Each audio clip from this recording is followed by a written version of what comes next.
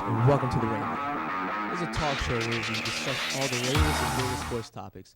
I'm your host and sports guru, Suli, Wali, and I will be joined all year by the gentlemen to my right, Matt Byrne and Tyler Santa. On this episode, we will be discussing rookie quarterbacks in the NFL, the star in the making, Justin DeGroat, Adrian Peterson return to the NFL, and the tight playoff race in the MLB.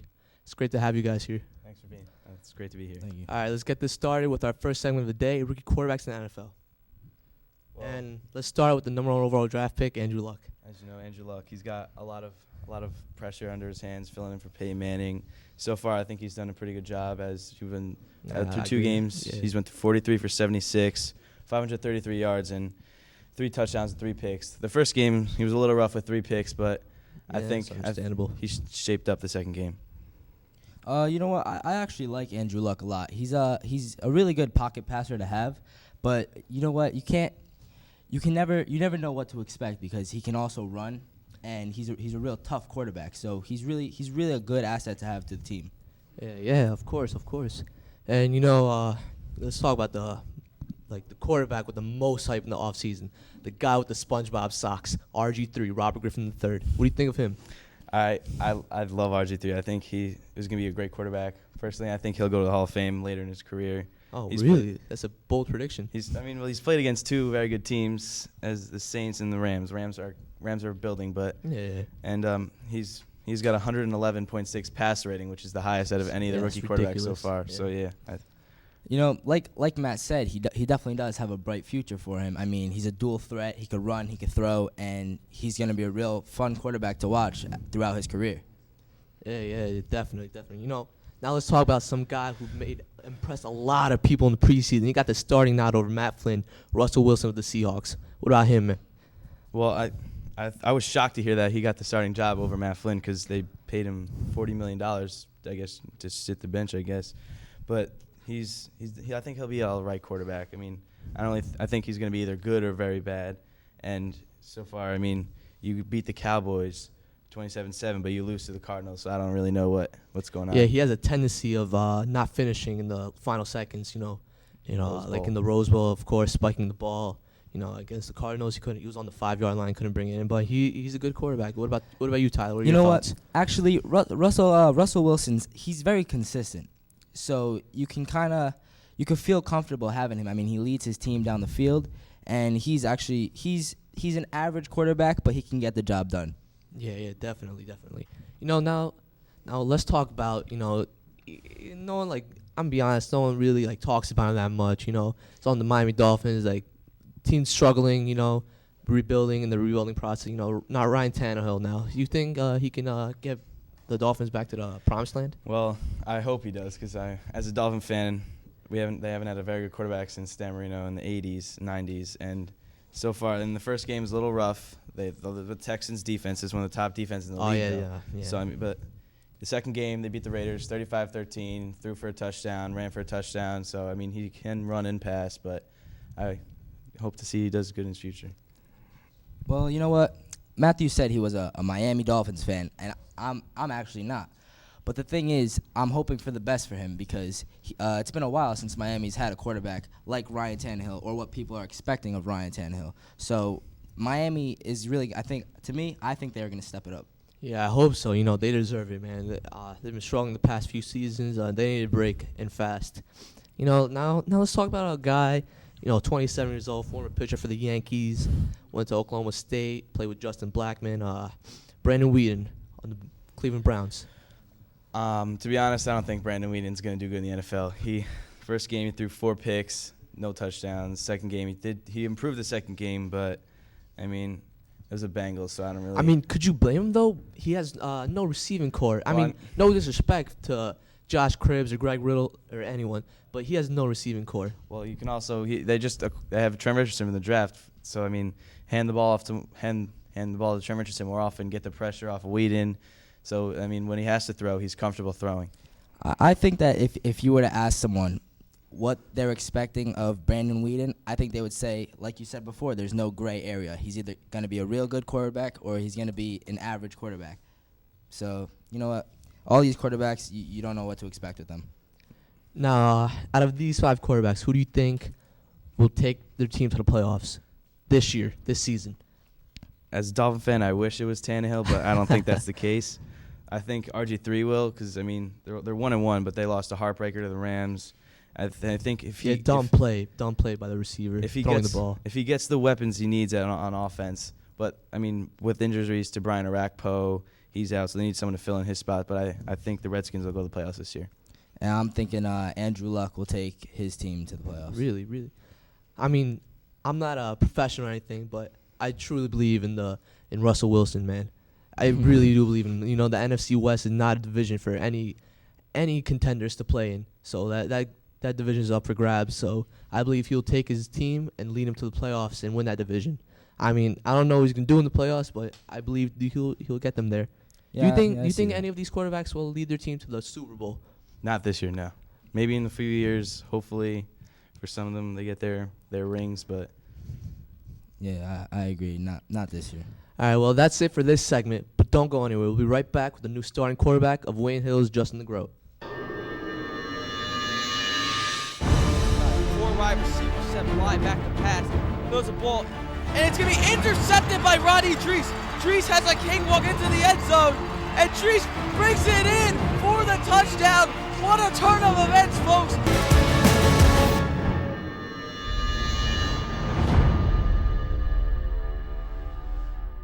All right, welcome back to the rain delay. We're here to talk about the quarterback of Wayne Hills, Justin the Groat. All right, ever since Kevin Olsen's injury in the fourth quarter against Northern Highlands, Justin the Groat had to step up and be the new starting quarterback. So how do you think he's done in the past 2 games? Well, he opens up with Wayne Valley, where the Patriots actually lose 23-17. And it's terrible because when you think of a new quarterback stepping up, you think the number one thing he needs is confidence. And the fact that they get a loss that game, it's kind of almost heartbreaking, and you have to kind of have open eyes and see what Justin's going to do next. Yeah, if you take a look at the numbers, he was 7 for 16, 67 yards, no touchdowns, no picks. I mean, not amazing numbers, but you expect that from a new starting quarterback of his age, a junior, first varsity start, It wasn't even his fault either. He played well game. All he had to do was keep the offense moving, no turnovers. What do you think about how he played? well, I mean, especially open up against Wayne Valley, there's thousands of people watching, lots of pressure. So I mean, it's hard to live up to the expectations, especially if the starting quarterback was Kevin, who's the top quarterback in the country. And I mean, it's really hard for him to live up to those expectations. But I think he did a solid job. Yeah. His line had no blocking for him though. He had no protection. He had to take some gruel hits there. Yeah, people also have to keep in mind what kind of spot he's stepping up to. I mean, he's filling in for Kevin Olsen. He's an Elite 11 quarterback in the nation. I mean, a starting quarterback from any other school would be nervous to fill in for a starting quarterback here at Wayne Hills. So Justin's I'm kind of proud of seeing the way Justin has really stepped up. Yeah, and if you take a look at his second game against Tenafly, Wayne Hills wins 49-0. His number is 6 for 9 only, but he had 87 yards. He had a great game, and the running backs were helping out, and the defense really. I think they were really angry from the last loss, so they stepped up big time. Yeah, and like I said, I mean, it all comes down to confidence. He has a big season ahead of him. I mean, he has St. Joe's coming up. He has Teaneck, Pascack Valley. He has Paramus somewhere in there. I mean, it all comes down to how much better can he get as a starting quarterback throughout the season. What are your thoughts on this, Matt? Well, I mean, also he has to in order for Justin to do good, I think he has to break a 100-yard mark. Because as you see, he's only 67 yards and 87 Well, that's a yards. development process, though. Yeah, and then Kevin's coming back in probably 4 weeks, maybe. So I mean, all he has to do is get them to the playoffs, and I think Kevin can take it from there once he gets to the playoffs. Now, do you think he has what it takes to take Hills to the championship next year when Kevin Olsen's not here, no running backs, Christian's not here, Robbie Schiller's not here? I think being a starting quarterback can also be affected by experience. And this is really he didn't expect to start until he was a senior. He started as a freshman. That was his first year being a quarterback. He didn't expect to be a varsity quarterback until 12th grade. His last year of high school, he would be that starting quarterback. And I feel like it all happened so fast that Justin really wasn't aware. He wasn't expecting this. And now he's a starting quarterback. Week 1 it started. and I think he's real excited to get this experience. I do think Wayne Hills can take the title next year when Justin's a senior. They'll have a lot of good players, senior leaders. I mean, I don't know about going undefeated, but I think they'll have a state title run. Yeah, I believe that they'll end up with at least 2, 3, maybe 4 losses next year, but they'll have what it takes to make the playoffs. I don't know about the process they're going to take to go to the championship, but I believe he can do it also. I believe he has what it takes. Now, let's talk about Kevin Olson's injury. Do you think this affects his offers from other colleges, this injury? No, he's already committed to Miami, so I don't feel like this would affect it. I understand, but do you think that Miami, is a little shaky about the decision? No, I don't think Well, so. like Matt said, he is already committed to Miami, but what you're asking is, do you think Miami is a little bit thrown off by this? No, I don't think they are, because you got to look at it this way. He's like most quarterbacks, they probably start their junior year when they're good. Kevin's been starting since he was a sophomore. He's been around it since he was young. Kevin has 2 state championships, and he is experienced like all varsity quarterbacks would be. So no, I don't think this affects his college time. All right, well, that's it for this segment, but don't go anywhere. We'll be right back with the latest controversy in the NFL, the replacement referees. But here we go, Lucas will inbound the corner with 3 minutes to go. She gets it to Giametta. Giametta corrals it, puts a shot on net. Deflected into the net. A goal by Brittany Galone. And Wayne Hills wins the North 1 Group 3 state championship. Oh, baby, call your brains. Call your brains. Wayne Hills, state champions, baby. Couldn't script it any better, Joe. Couldn't script it any better myself. What a shot by Brittany Galone off the deflection from Jacqueline Giametta. And Wayne Hills wins the North 1 Group 3 state championship in dramatic fashion.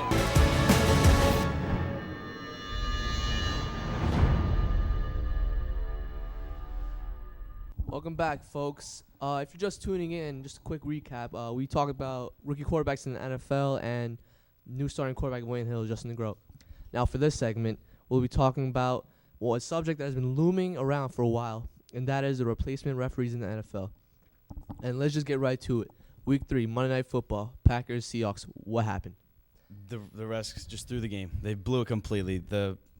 Russell Wilson drops back. He throws the ball. Golden Tate supposedly catches it, but Jennings, the safety for the Packers, had both hands. Golden Tate had one arm in there, and it was just a terrible call. Now, what is the rule for simultaneous possession? The rule is that if both players have possession, then the receiver should get the ball. But Golden Tate only had one arm in there, just kind of touching the ball, while the D-back had both hands. So I mean, I don't get it. What are your thoughts, Tyler? The refs have a real big job. You got to think it comes down to how well teams do. I mean, refs can really affect a team's season, and that's the obvious. But we're also talking about safety reasons. What about, for example, there was a head-to-head collision, and the receiver of the Raiders, I don't recall who it was. Darius Hayward-Bay. Yeah, thank you, Matthew. He was actually brought to the hospital, and then the safety was penalized for it, and that actually was not called as a head-to-head collision. Yes, of so course, it's a of course. real safety issue as well. Now let's talk about the official referees. Now that they've reached a new deal with the NFL, do you think they'll make the game better? Definitely. Yeah, because now the real refs do make mistakes also, but it's just a matter of respect the players have for the official referees than the replacement referees. That's why this has been such a interesting topic, and it's been so big. What are your thoughts about this? Well, also, the replacement refs have probably missed more calls than the normal refs would in the whole season. Like in the Dolphin game, Anthony Fasano caught a pass near the goal line. He got to both feet in, but as he fell out, the ball came out of his hands, and the refs just gave it to him. And you know what? Not only were the replacement refs making the wrong calls, they were also making calls that most refs wouldn't. I mean, it's a game of football. Let the boys play football. And I think that those refs were a little bit too strict for a game of National League football. And I think it's going to be great that we have the same referees as last year, and the NFL will be more of the NFL. Now, in my opinion, I believe that the referees, they were so nervous because they honestly just probably thought they would just referee the preseason only. But, when they found out they had to referee the regular season, they got so nervous, and I believe they just took every rule too technically and just gave the players the benefit of the doubt in every way possible. But yet, they also make mistakes because, the official referees give the players some leeway, of course, but, these refs just go by the book. Yeah, definitely. Like, for example, defensive backs making plays, knocking down the ball. I mean, you're calling pass interferences on plays that are just routine plays. The cornerbacks and the safeties are making routine plays, and the refs, these replacement refs, were not liking it. And what are they supposed to, not every play is going to be an interception, and they're just playing rough football, and that's what the NFL is. What are your thoughts on this, man? Well, also, 2 unsportsmanlike penalties, Tyler said before, but in the Redskins game, there was an unsportsmanlike. They got 20 yards instead of 15 pushback.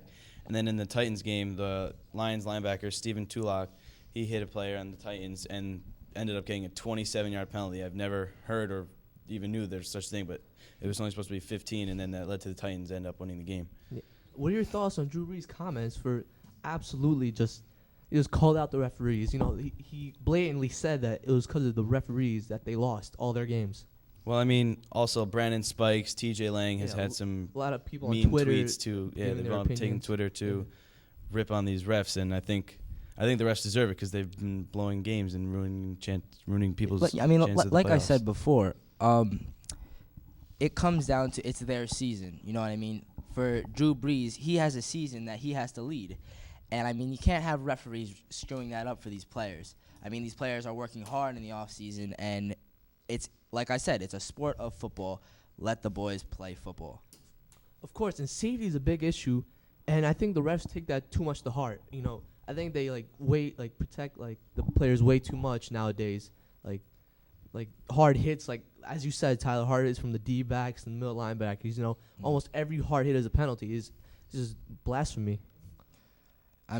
You have some real good linebackers. You have Ray Lewis, all those hard hitting linebackers. They're NFL linebackers. They don't hit like little league football. I think that's what the referees are trying to make. Because that's what they ref. They refed high school and D3 before they came to the NFL. So there's really nothing. Exactly. People get hit, but not as hard as in the NFL. All right. What are your predictions for the rest of the season? Do you think the refs will make a huge impact? Oh, definitely. I think teams will start getting back to their normal ways, and the refs will make the season a lot better. Yeah, without a doubt. I think the referees are a huge factor to who goes to the playoffs, what kind of season every team has, and I think everyone's real glad to have these referees back. All right. Well, don't go anywhere. We'll be right back with our last segment of the day, the MLB playoffs. High formation for the Patriots right now, and the fans are on their feet. Monahan, look at that, he's back in the pocket, and he's going for Greg Olson, and he got it! He got it! Touchdown, Patriots! Touchdown, Patriots!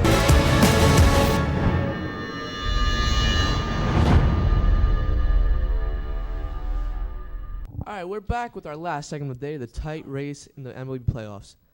All right, let's start out in the AL East. The Yankees and Orioles, they're battling right now. They're just absolutely battling each other. It's a dog war right there. 1.5 game back of Baltimore. Well, the Yankees are always known for making the playoffs. As you know, they have 27 World Series titles. But Baltimore, you've always seen them in the bottom of the division where Toronto is now. But, something just clicked with them this year, and now they're fighting for a spot. They have a spot in the wild card right now, but they're trying to get to the division. I think, like Matthew said, 27 World Series championships. I think when it comes to the playoffs, experience is a huge factor, and I think a lot of people will agree with that. And the Yankees definitely have that playoff experience. So I think that if they do come out and do make the playoffs over the Orioles, I think they're going to do great, actually. And, but the Yankees had a lot of injuries this year. Mark Teixeira with his hamstring, CC Sabathia, and their pitching rotations I mean, it's really not that strong. So how do you think they'll do in the playoffs if they make it? Well, the Yankees, when someone gets hurt, they're the richest team in baseball. They can just sign someone. yeah. So, Yeah. I mean, it's kind of just not fair, but I think they'll be fine in the playoffs. Yeah, well, is it really not fair that they are the richest team in Major League Baseball? Mm-hmm. You know, Baltimore has opened a lot of eyes this year. You know, their chemistry is just so strong this year. They're on click. They're like right on the dime every game. It's surprising. What are your thoughts on this? Well, I did not see this coming from the Baltimore Orioles. Usually they're 65 and like 90 or in that area. They always lose 90-game seasons. This year something just happened with them. I don't know. All right, let's go to the American League Central now, where Detroit and Chicago are in a deadlock tie for first. And Detroit's got some big bats on them. You know, potentially Triple Crown winner Miguel Cabrera and runaway MVP, in my opinion. And Chicago, you know, they've all, like a team like Baltimore, they opened a lot of eyes this year. No one expected this from them. What are your thoughts on the tight race in the AL Central? I think that, like I said before, experience is huge, and I think the Tigers have that experience. You have Justin Verlander, who's one of their starting pitchers, and he's great. Reigning MVP. Well, I mean, the White Sox, the White Sox, they've been on and off. They haven't been really consistent in the past, but this year, I mean, when they get close to the playoffs, I think they can finish off the job and get in. But I mean, also in the AL West, now let's see, we got Texas, Oakland, and the Angels. Angels had high hopes this year. Albert Pujols. Oh yeah, of course. C.J. Wilson. Bryce Harper, or not Bryce Harper, excuse me. Mike Trout, and they're 5 games out right now. So I mean, if they don't make the playoffs, it's gonna be a big disappointment for them. About the Oakland Athletics, like so many surprising teams this year. It's really good from MLB. You know, it's bringing the MLB back. You know, a lot of people are interested in underdogs. You know, great story. You know, they're right now they're about 3 games out of their division, and they're in a huge series with the Rangers right now. So, do you think they're gonna win the division? I mean, or do you think they'll lock a wild card position? I think the Oakland Athletics will definitely end up just locking that wild card, but when it comes to the playoffs, I actually think they'll do really, really well. Really? Do you think they have what it takes to win the World Series? Who knows? I think they could get close. In my opinion, I don't think they're ready for the World Series, but I think they'll definitely pull through somewhere. All right. Move on to the NL East. You see in the NL East, Washington Washington and Nationals really clinched that division, but you know, I'm a little shaky about their playoff predictions, considering that Steven Strasburg has shut down. You know, I understand with the whole, Tommy John surgery, but I mean, just shutting him down, I don't think is the right decision to make if you're trying to, especially Washington. They've never done this well, I mean, they do have Gio Gonzalez, but he certainly does not have the ability Steven Strasburg has. Mm-hmm. What are your thoughts on this, Tyler? You know, it's terrible that such a great young pitcher is shut down, but there are 7 more games in the season, and when it comes to when the playoffs come, what if he does come back? What if they do let him play? Then what? Well, because I know they were talking about maybe they'll let him I don't think they want to risk anything, you know, with the whole Tommy John surgery. So I think they're gonna keep him shut down for the rest of the season, you know, and ride him for the whole next season. But I don't think they have what it takes to make it. Now the wild card in the NL, you know, the Cardinals and I believe are the Dodgers or the Giants. I'm Brewers. Sorry. Brewers. Brewers. Dodgers. Yeah, who do you think is gonna clinch those wild card positions? I think Cardinals will, even through what they've been through without losing Albert Pujols, I think they'll get it, and Atlanta's got to play that spot already. What about you, Tyler? Yeah, definitely the Cardinals as well. All right, well, that's it for this portion of Rain Delay. Join us next time for more of the latest and most trending sports topics. From Matt Byrne and Tyler Santa, I'm Suli Wali. See you next time.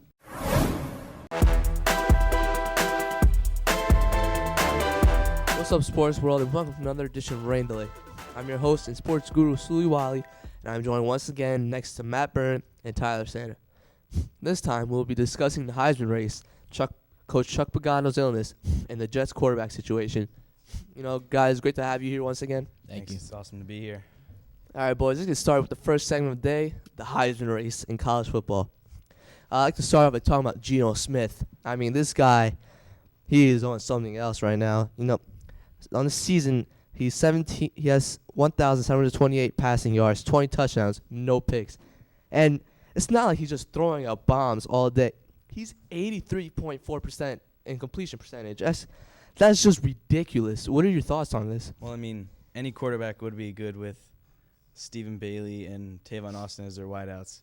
And, I mean, the stat that surprises me the most is how he hasn't thrown a pick yet, which is surprisingly rare for someone to not throw a pick. I mean, Geno Smith, he's just great at what he does. He's a fantastic quarterback. And I just wanted to compare his stats in the first 4 games of the season and compare them to Robert Griffin III, the Heisman of last year's season. He's doing much better in the first 4 games of the season so far. They're comparing numbers, and completion percentage, he's right there with him, 83, 82 for Griffin. But the win-loss, he started off 4-0. Griffin started off 3-1. He has about 400 more yards than Robert Griffin III did.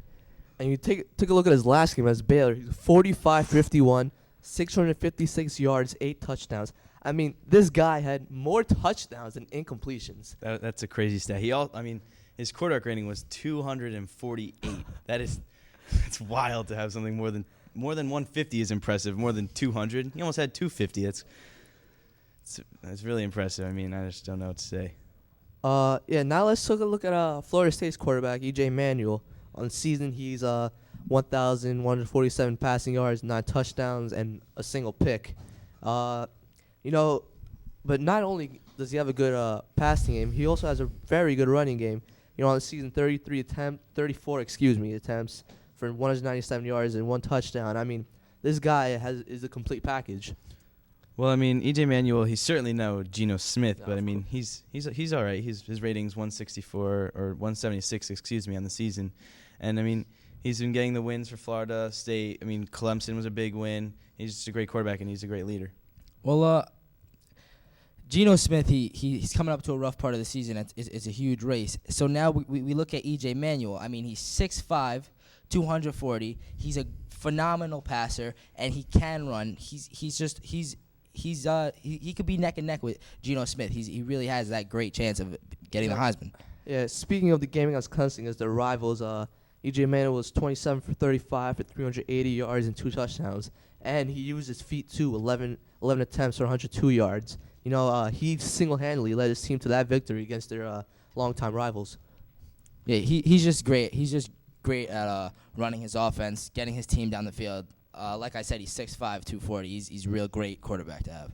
Now let's talk about a player that wasn't really favored by anyone to win the Heisman, but also he also had a high expectation at the same time.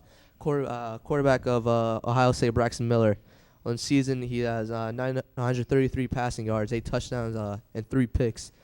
So what are your opinions on him? I personally think Braxton Miller, I mean, he'd be good in college, but I don't think he'll be decent at the next level. But, I mean, I think the stat that's keeping him in the Heisman race is his rushing, because he's also rushed for almost 600 yards and 7 touchdowns, which is more than a lot of running backs, too, in college football. Like you said, Braxton Miller, he's not favored. That's a given. But I like him a lot. He's a great passer. He can run. But I was watching the Michigan State game. They played Michigan State. He's getting knocked around, and still they won the game 17-16. That whole game he was knocked around, and he was just making completions and just getting the job done. And that's really what a Heisman is supposed to do, is get the job done when really his team's not doing their jobs. Speaking of his rushing game, on the season he has 90 attempts for 577 yards, 7 touchdowns. There are a lot of comparisons to Denard Robinson in that category, but Denard Robinson also he has a better passing game, I believe, than Braxton Miller.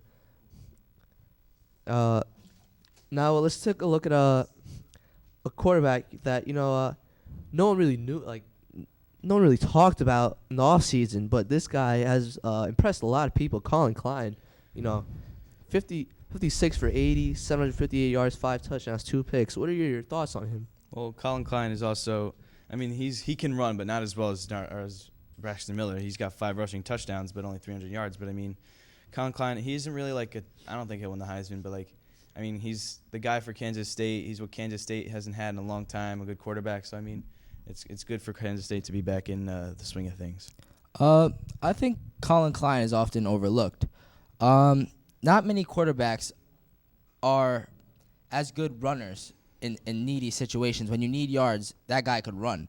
I think you look at a lot of players that are real good for their team. I think he's real valuable to his team. I think that Kansas State's real lucky to have a quarterback like Colin Klein. And, yeah, he's definitely in the race for Heisman. His rushing game, 63 attempts, 289 yards. Like you said, he's not as good as a runner as Braxton Miller, but he can still make a play with his feet when he needs to. Now let's talk about a player that had very high expectations coming to this season, sophomore D'Anthony Thomas for Oregon. You know, on the season, you look not great, but not bad. 31 attempts for 302 yards and 5 touchdowns. What are your thoughts on D'Anthony? Well, I mean, also you have to have his kick return stats. I don't have those on me, but I mean, he's an electric player. Whenever he gets the ball, you don't know what he's going to do. I mean, when teams cringe when they watch his film. I mean, the kid can play. I mean, he can catch, he can run, he can do everything for Oregon. D'Anthony Thomas, he's explosive. He returns. He sometimes runs at the slot receiver. He's a running back, so he has all these opportunities for huge plays, and I think that's real big for him because let's not look at stats, okay? Because he has Marcus Mariota and Kenjon Barner on the same team, but like still, if you're not looking at stats, look at all the big plays that he can make in other ways. Yeah. Also, I believe that it's still early, so. He still has a lot to prove. Yeah, it is definitely still early. Yes. Now of course, like I said, it's very early, so there certainly we don't expect, like, there could be other players to step up and have fantastic outbreaks, such as Geno Smith. They might hop into that Heisman race too, so we never know. There's a lot of people being watched in the Heisman, like Aaron Murray, Monte Teo. He's a linebacker. He's been doing it big for Notre Dame this season. I mean, freshman running back Todd Gurley for Georgia, he's also been a huge impact for them. So, I mean, yeah. So, now how about some of your picks? Who do you think is going to win the Heisman this year? I think Geno Smith, no question. I think he already has it. I mean, he's running away with it right now, currently. I mean, yeah, Geno Smith is he's, I guess right now he has it on lock, but you're looking at some great guys. E.J. Manuel is huge for his team. I mean, he's just running his offense and doing what he does best. So it's competitive. It's real competitive. The race is competitive. I think I'm gonna go with E.J. Manuel because I personally believe that Geno Smith is gonna cool down eventually. And E.J. Manuel, he has the opportunity to lead his team to a huge bowl game, possibly the National BCS championship game, but. Geno Smith actually has a rough part of his season coming. So let's see what kind of quarterback Geno Smith can be under pressure. Yeah. All right, and I got a chance to talk to some kids in the hallway about the Heisman race. So why don't we take a look at that? 4 wide receivers, 7 wide back to pass. Throws a ball, and it's gonna be intercepted by Roddy Drees. Drees has a cakewalk into the end zone. And Drees brings it in for the touchdown. What a turn of events, folks.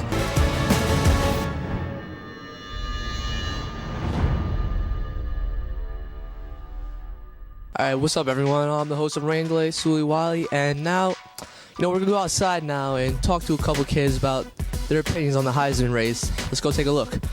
All right, I'm here with our first person named Mike DeFury, Junior, Wayne High School. How's your day so far? It's good. I'm good, Suli. I've heard from many people that you're a Florida Gator expert. Is this true? This is very true. Go Gators. All right, now let's get your insight on the Heisman race. Who do you think is the favorite to win right now? Well, right now it's got to be Geno Smith. He played Baylor and he threw for over 600 yards and he's carrying the West Virginia offense right now.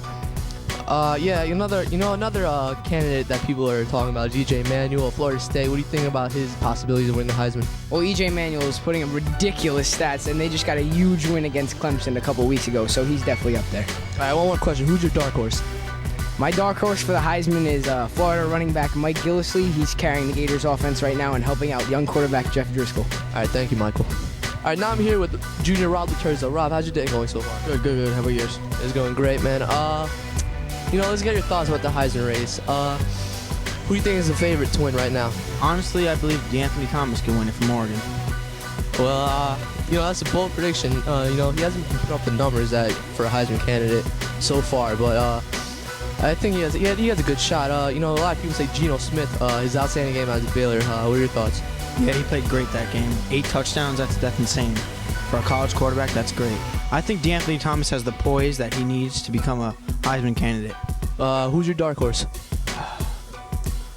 Colin Klein from Kansas State. All right, thanks, Rob. No problem. All right, now we're here with another junior, Chris Chavone. How's your days, man? Pretty good. All right, let's talk about the Heisman race. Who'd you pick? E.J. Manuel, Florida State. I think he's been putting up great numbers, and I think he's a great leader. Definitely a better leader than Geno Smith. May not have the stats like Geno Smith, but I think he's a better overall quarterback. Yeah, a lot of people say E.J. Manuel also because he has a better chance to get them to the BCS championship game or even a big bowl. Geno Smith right now, he has the ability to, but I don't think Virginia Tech can get a big bowl win.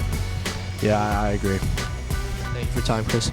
All right, guys, the weather's getting a little messy out there, so we're going to throw it over to Matt Byrne with a couple kids in the hallway. Matt? Hi, I'm Matt Byrne outside the Wayne Hills TV room, here to talk to kids about their takes on the Heisman this year, and let's go check it out. I'm here with Joseph Akili, and so Joe, college football, Heisman race is heating up. I mean, who you got this year in the Heisman? Probably Geno Smith. Why? The reason being is because, he's just looking good this year, and I think he has the talent to make it happen. So, Geno Smith, he seems to be the consensus pick so far. So, I mean, Joe, who do you think your dark horse is? Monte, he's from Wisconsin. Yeah, Monte Ball. He's really good, yeah. I think he can, I hope he can do it, but I don't think it's possible. Yeah. He was a contender last year, but he's having a rough season, so let's see what happens. All right. And with Darren Schweibel. Darren, Geno Smith seems to be taking the Heisman away, but who's your take on the Heisman? I mean, is there anyone else that can catch him? Naturally, me as an Ohio State fan, I would love Braxton Miller to see it. Due to the sanctions against us, we won't be able to go to the bowl game. But I definitely he's been putting up sick numbers. He's been up running back stats, and he's a quarterback. Great turnover ratio. But definitely two of my dark horses are D'Anthony Thomas, got 6 speed, he's on Oregon. He's a wide receiver, got great potential. He's a return man, puts up 6 stats.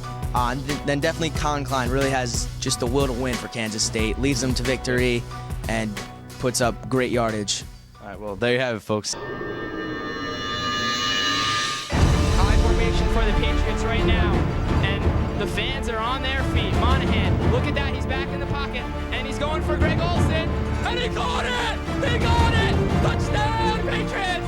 Touchdown, Patriots!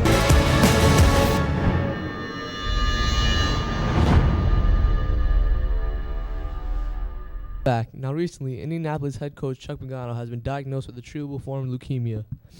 And, this will severely impact the team in my mind because of Andrew Luck's process with developing the NFL. What do you feel about this tragedy that's happened? Well, first off, the Colts played great over the weekend. Big emotional win over the Packers. Pagano wrote a letter to the team saying that they refused to lose. And they did. They were down 21-3 at the half. I was watching the game, and I just wrote them off saying, all right, the Packers already got this game easily. But Andrew Luck played great, and they came back in the fourth quarter, and Luck went 31 for 55 with 362 yards, 2 touchdowns, and a pick. And Reggie Wayne also had a huge game. So, Luck put the team on his back during that game. He did that for Pagano. You can tell by the way he was playing. He wanted it bad. Yeah, definitely. He's been hospitalized since September 26th of 2012. Maybe this was expected, probably not. But like you said, that was a big emotional win, and I'm sure it was much wanted. I'm pretty sure they put their heart into that game, and it was just a win that they really, really wanted. After the game, Jim Irsay gave a great speech to the team, honoring, dedicating the game to Chuck Pagano, very emotional speech. It was very inspiring. What are your thoughts on the speech he gave? Well, I couldn't listen to the speech personally because I'm in the locker room, but I would assume that it was a great speech, and everyone should be proud of Chuck Pagano and the Colts organization, and Reggie Wayne also, he wore the orange gloves and the orange mouthpiece, and the NFL might even fine him because he broke the uniform rules. So, but it was to honor leukemia. It's the colors of leukemia awareness. So, that just shows that, he doesn't care. You know, he did it for his coach. You know, doesn't care about the fines, anything. Yep, Reggie Wayne and Chuck Pagano went back 15, 16 years because he was a coach at the U where Reggie Wayne attended. So they've known each other for a long time. Yeah, I mean, like you said, it's their coach, it's their head coach, Chuck Pagano. Though it's his first year, I'm sure every team is like a family. You know what I mean? So yeah, he broke a rule, but I mean, would you do it if it was your coach? I mean, I probably would. Now let's talk about interim head coach Bruce Arians. You know, he's been an offense coordinator for a long time now. You know, how do you think he's gonna do carrying the team for the Colts for the rest of the season, likely? Well, I think they'll be fine. I mean, I think Pagano will help them out on the way, just not on the sidelines. But I mean, I think Pagano will be a big part of their season still. I mean, he'll give them the motivation they need, and possibly they could even make the playoffs. But I think Arians will do a solid job. Yeah, I mean, his first job as a head coach, they played Green Bay, and they got that win. So Green Bay's not a bad team. I don't think the Colts are going to be a bad team either. Now, I mean, they've got a lot to play for, I guess you could say. So yeah, I think they still have a good season ahead of them. Now, do you think what do you take from this performance by the Colts team? Do you feel as though if they obviously, you know, if they play this way every game, they'll make the playoffs? But do you think they will make the playoffs eventually this season, or do you think? I mean, I think they would probably end up 7 or 9, 8-8, a record like that. They still need some offensive weapons, defensive help. So, I mean, I don't think the playoffs are this year, but I think the motivation that Chuck Pagano will give them could lead them into the playoffs, but you just never know. I mean, yeah, like you said, defensive. They need defensive help. Their offense could use places for improvement, but I mean, like we're talking about, they have something to play for now. So I mean, you know what? Who knows what they'll do? I mean, maybe before this, their season wouldn't have been as well, but who knows now that they have so much to play for. You know, yeah, and after Andrew Luck's wonderful performance against the Packers, you know, a lot of people are comparing him to Aaron Rodgers and saying that he's going to have a better future than Peyton Manning. Now, it's way too early to tell that, in my opinion. Very early. But, Yeah, you know, definitely. there's still talks about that occurring. So what are your thoughts about that? Well, Aaron Rodgers is a great quarterback, don't get me wrong, but I do think Andrew Luck will eventually be the next Aaron Rodgers of the NFL, but just not yet. Give him 3-4 years to develop and learn the offense, and I think he'll bring a Super Bowl back to Indy in a couple of years. It's definitely way too early to be saying something like that, but I mean, who knows? Andrew Luck's a great quarterback, and Aaron Rodgers has that experience, so who knows? All right, one more question. Do you think Andrew Luck will win the Rookie of the Year? Yes, definitely. I think it's up for grabs for him, definitely, yeah. All right, well, don't touch that dial. We'll be right back with the mayhem in Manhattan with the Jets quarterback situation. On first down, Horsell back to pass. Excellent protection all the time in the world. Looking downfield, looking for Van Penen. Triple covered, sticks it in there. Flags on the play. Van Penen ahead to the 20, looking for the sideline. He's across the 10, near the goal line, dives. Touchdown, Ray Van Penen.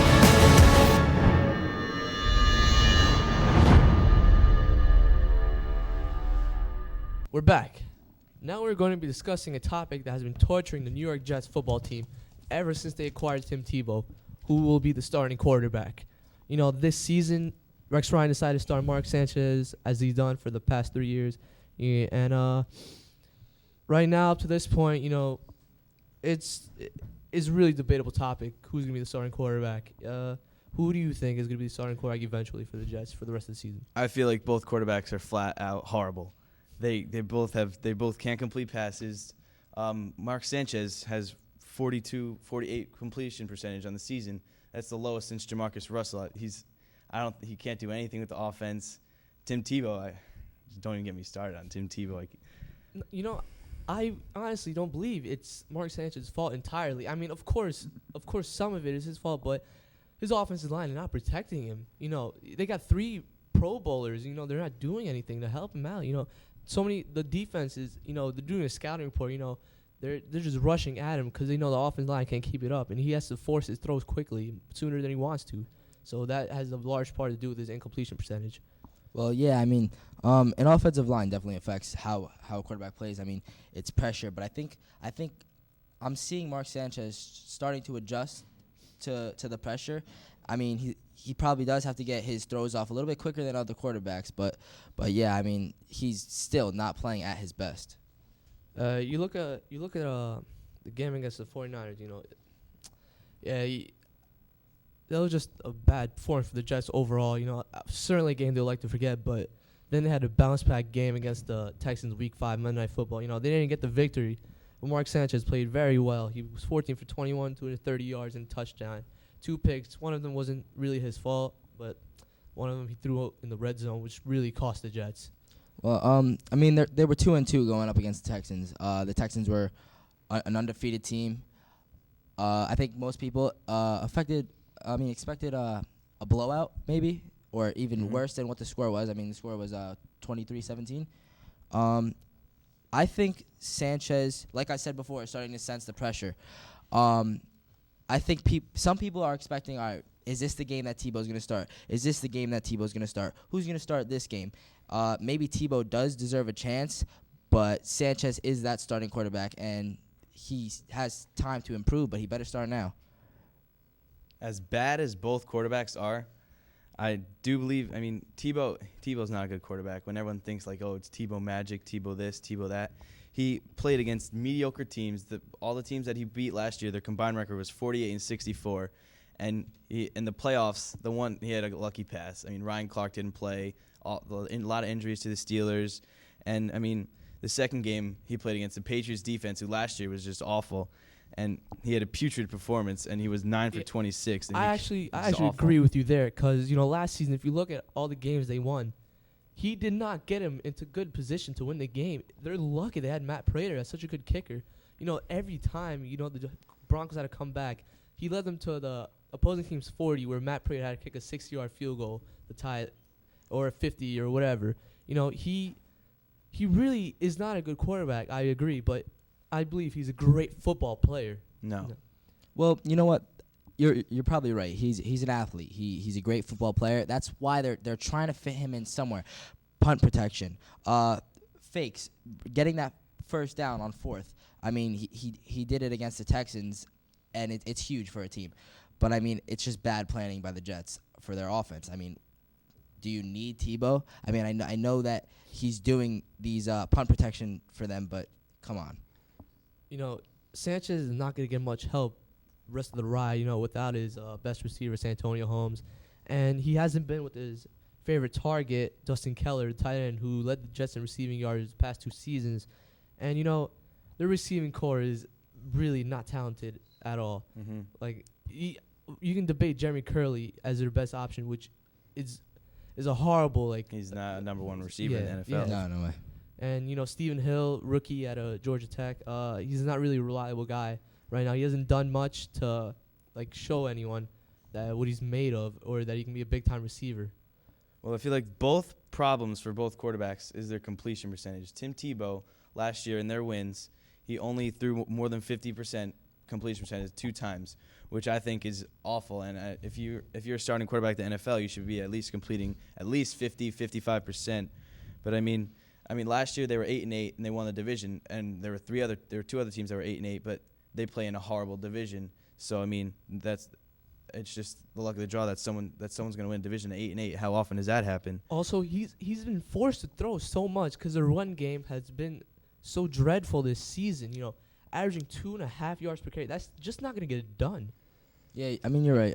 It's like I said, it's probably just bad planning, but the line's got to give him time. And they're just lucky that their defense is holding them together because Sanchez and Tebow just aren't doing it. Well, in the past, the Broncos had a pretty solid defense last year for Tebow. The Jets have always had a solid defense under Rex Ryan. And both of their defenses have carried the teams. But Tebow and Sanchez, they don't have that solid defense this year. So they both either have to step it up or, you might see Greg McElroy in there playing, which I personally want to see because both quarterbacks are just flat out awful. They can't play. I don't think they're starting quarterback material. All right, one final thought. Do you think it will ever be Tebow time in New York? I hope not. I really hope not. it depends. It depends how Mark Sanchez, if Mark Sanchez wants to step it up or not. My pick is you give Sanchez a couple more weeks, see how he does, then just Tebow, but give Tebow a chance after that, but maybe get someone in the draft, trade up. So I mean, I don't know. All right, well, it looks like we're out of time, but don't forget to tune in next time for more of the latest and greatest sports topics. For Matt Byrne and Tyler Scheiner, I'm Suli Wali. See you next time.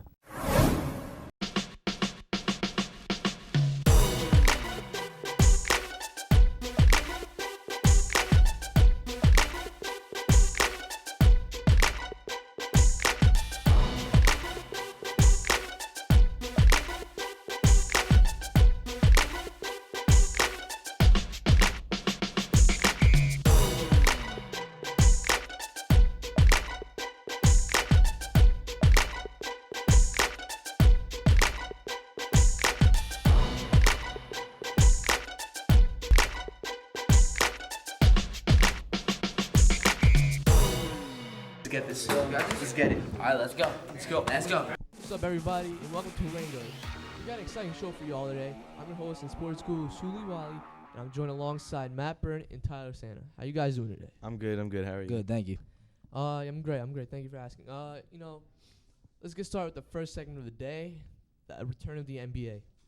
And I like to start off by talking about the Miami Heat, who just came off their second franchise championship, and got some new additions in the offseason, Ray Allen and Rashard Lewis. So what do you think about their upcoming season? Well, I personally think the Heat, they're obviously going to be contenders with LeBron, Wade, and Bosh. So I think the Heat, and especially with the new additions of Ray Allen, like you said, and Rashard Lewis, but I think I can see the Heat winning 60, possibly 70 games, maybe catch Jordan's record.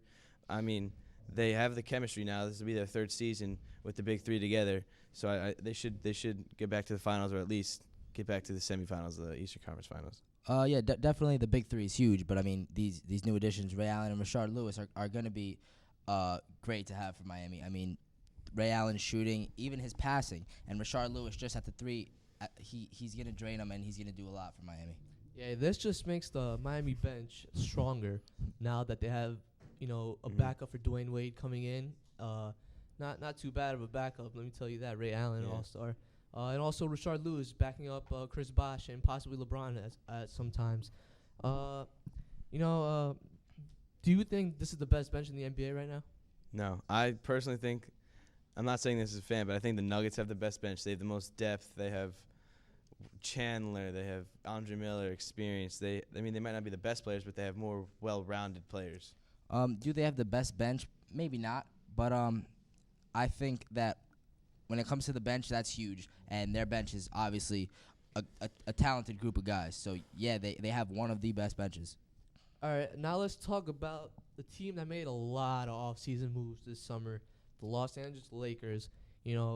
Let's get right to it. The big name, Dwight Howard, they just got off a 14 trade involving Andrew Bynum going to the 76ers. What do you think this addition will do to the Lakers this season? I think it'll give them that big man that they've always had, that big man, but Dwight Howard is he's just Dwight Howard. There's no one else better than him in the league than what he does. I feel like Steve Nash will get more assists. Kobe can take shots like he always does, but Dwight Howard, he'll be that presence in the inside where if Kobe misses, he can get that rebound and dish it out or take it back up himself. Yeah, you mentioned Steve Nash, another big name they got in the offseason. What do you think he's going to do for the team?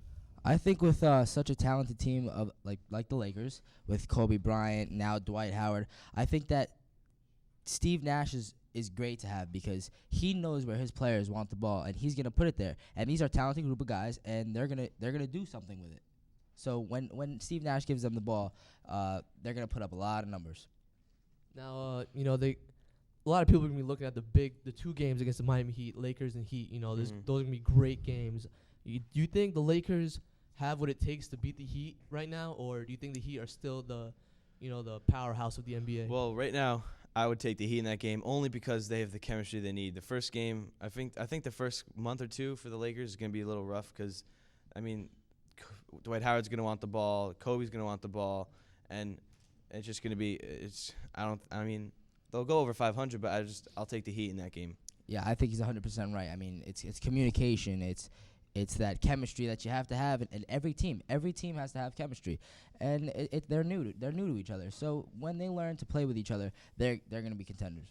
All right, now let's talk about the runner-ups of last season, the Oklahoma City Thunder. You know, coming off, let's talk about Kevin Durant, Russell Westbrook, James Harden, all playing in the Olympics, winning the gold medal. So they got a little taste of victory in championship by winning the gold medal. Do you think this will help them in succeeding in their goal for this year? Do you think the Oklahoma City can get back to the finals this season? I think winning the Olympics helped them get that, the feeling when you win, how great it feels to win something, especially for your country.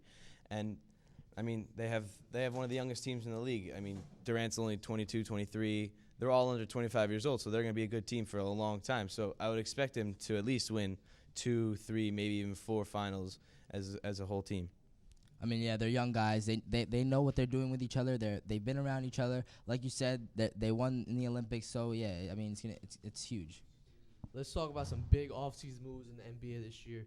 I'd like to start off first with the Nuggets acquiring Andre Iguodala in exchange for Al Harrington and Aaron Aflalo. Yeah.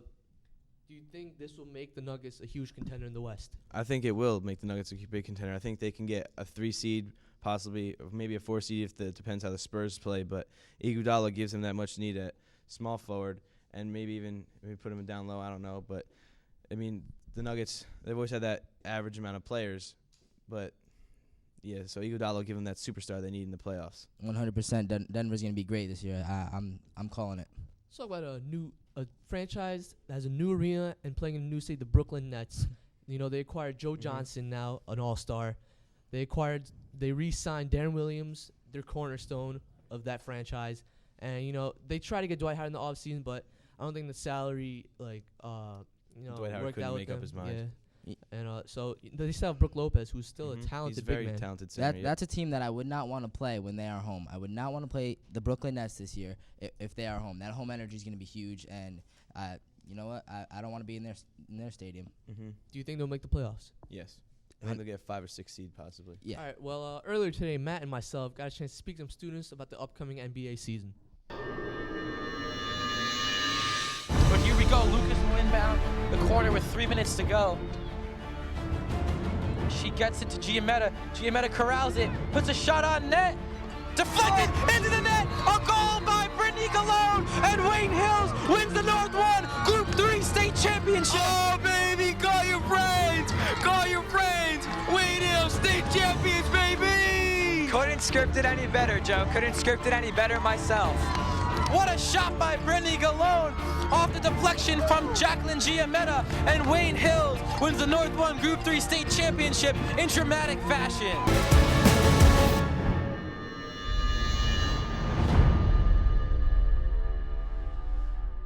What's up, everybody? I'm Matt Byrne from Randelay, and I'm here to talk to kids about the NBA season and their input. What's up, everybody? I'm a senior of our child group of Wayne Hills. Good to have you on the show, Al. Thank you for having me, Matt. So, Al, Western Conference this year, you got Lakers, Nuggets, Thunder, Clippers, Spurs, a lot of good teams. Who do you think's going to come out of that bracket at the end of the season and make the finals? Well, Matt, in my opinion, I honestly think the Clippers are going to come out. You know, the past few years, the Clippers haven't been that good. They've been considered a joke in the NBA. Now they got Chris Paul. They got new additions, Caron Butler. Blake Griffin is a superstar on the rising. And I just think they're young. They have a lot of years to come, and I think they're going to come out this year. Interesting pick with the Clippers. So, I mean, a lot of good players also. Kevin Durant, Iguodala is now in the West. Who do you think's going to win MVP this year? I got to go with Chris Paul. He's the best point guard in the league. He makes everyone around him better, and he's going to be the reason his team wins this year. Better than Derrick Rose? Better than Derrick Rose. Hello, everybody. I just happened to wander into Suli Wali of the Rain Delay, the show we're currently on. So, Suli, good to have you on the show again. Thanks for having me, man. Well, Suli, we've heard from Al. He said the Clippers would make the finals. Bold choice. Who do you think's going to make the finals from the West this year? Well, the Clippers are a good team. They got some young talent. You know, just picked up Lamar Odom and Jamal Crawford in the offseason. But personally, I believe the Lakers will with their huge acquisitions in the offseason. You know, veteran point guard Steve Nash gets everyone involved in the offense. You know, and when he has to, he can shoot. You can get the team back in the game himself with his wonderful shooting. And you know, big man Dwight Howard, you know, one of the best center in the league, arguably, and the best defending and rebounding center in the NBA also. How do you think the Thunder will fare out this season? I think the Thunder will be huge contenders for the Lakers in the West. You know, They got some young talents, and I believe there will be a Lakers Thunder Western Conference Finals. Last question. Who do you think is the best player in the Western Conference this year? It's got to be Kevin Durant. Kevin Durant. He seems to be the consensus choice. Yeah, put on ridiculous numbers. Third straight scoring title. Led his team to the finals. Only his 4th season, I believe. And that's just that shows great leadership skills. Yep. And with Kobe getting older with age, and Durant just getting more in his prime, it seems to be Durant. Yeah, definitely. All right, well, good to have you. Thanks for being here. All right, well, I gotta go make some interviews myself, so I'll be right back. On first down, Woodsville back to pass. Excellent protection all the time in the world. Looking downfield, looking for Van Penen. Triple covered. Sticks it in there. Flags on the play. Van Penen ahead to the 20. Looking for the sideline. He's across the 10 near the goal line. Dives. Touchdown, Ray Van Penen.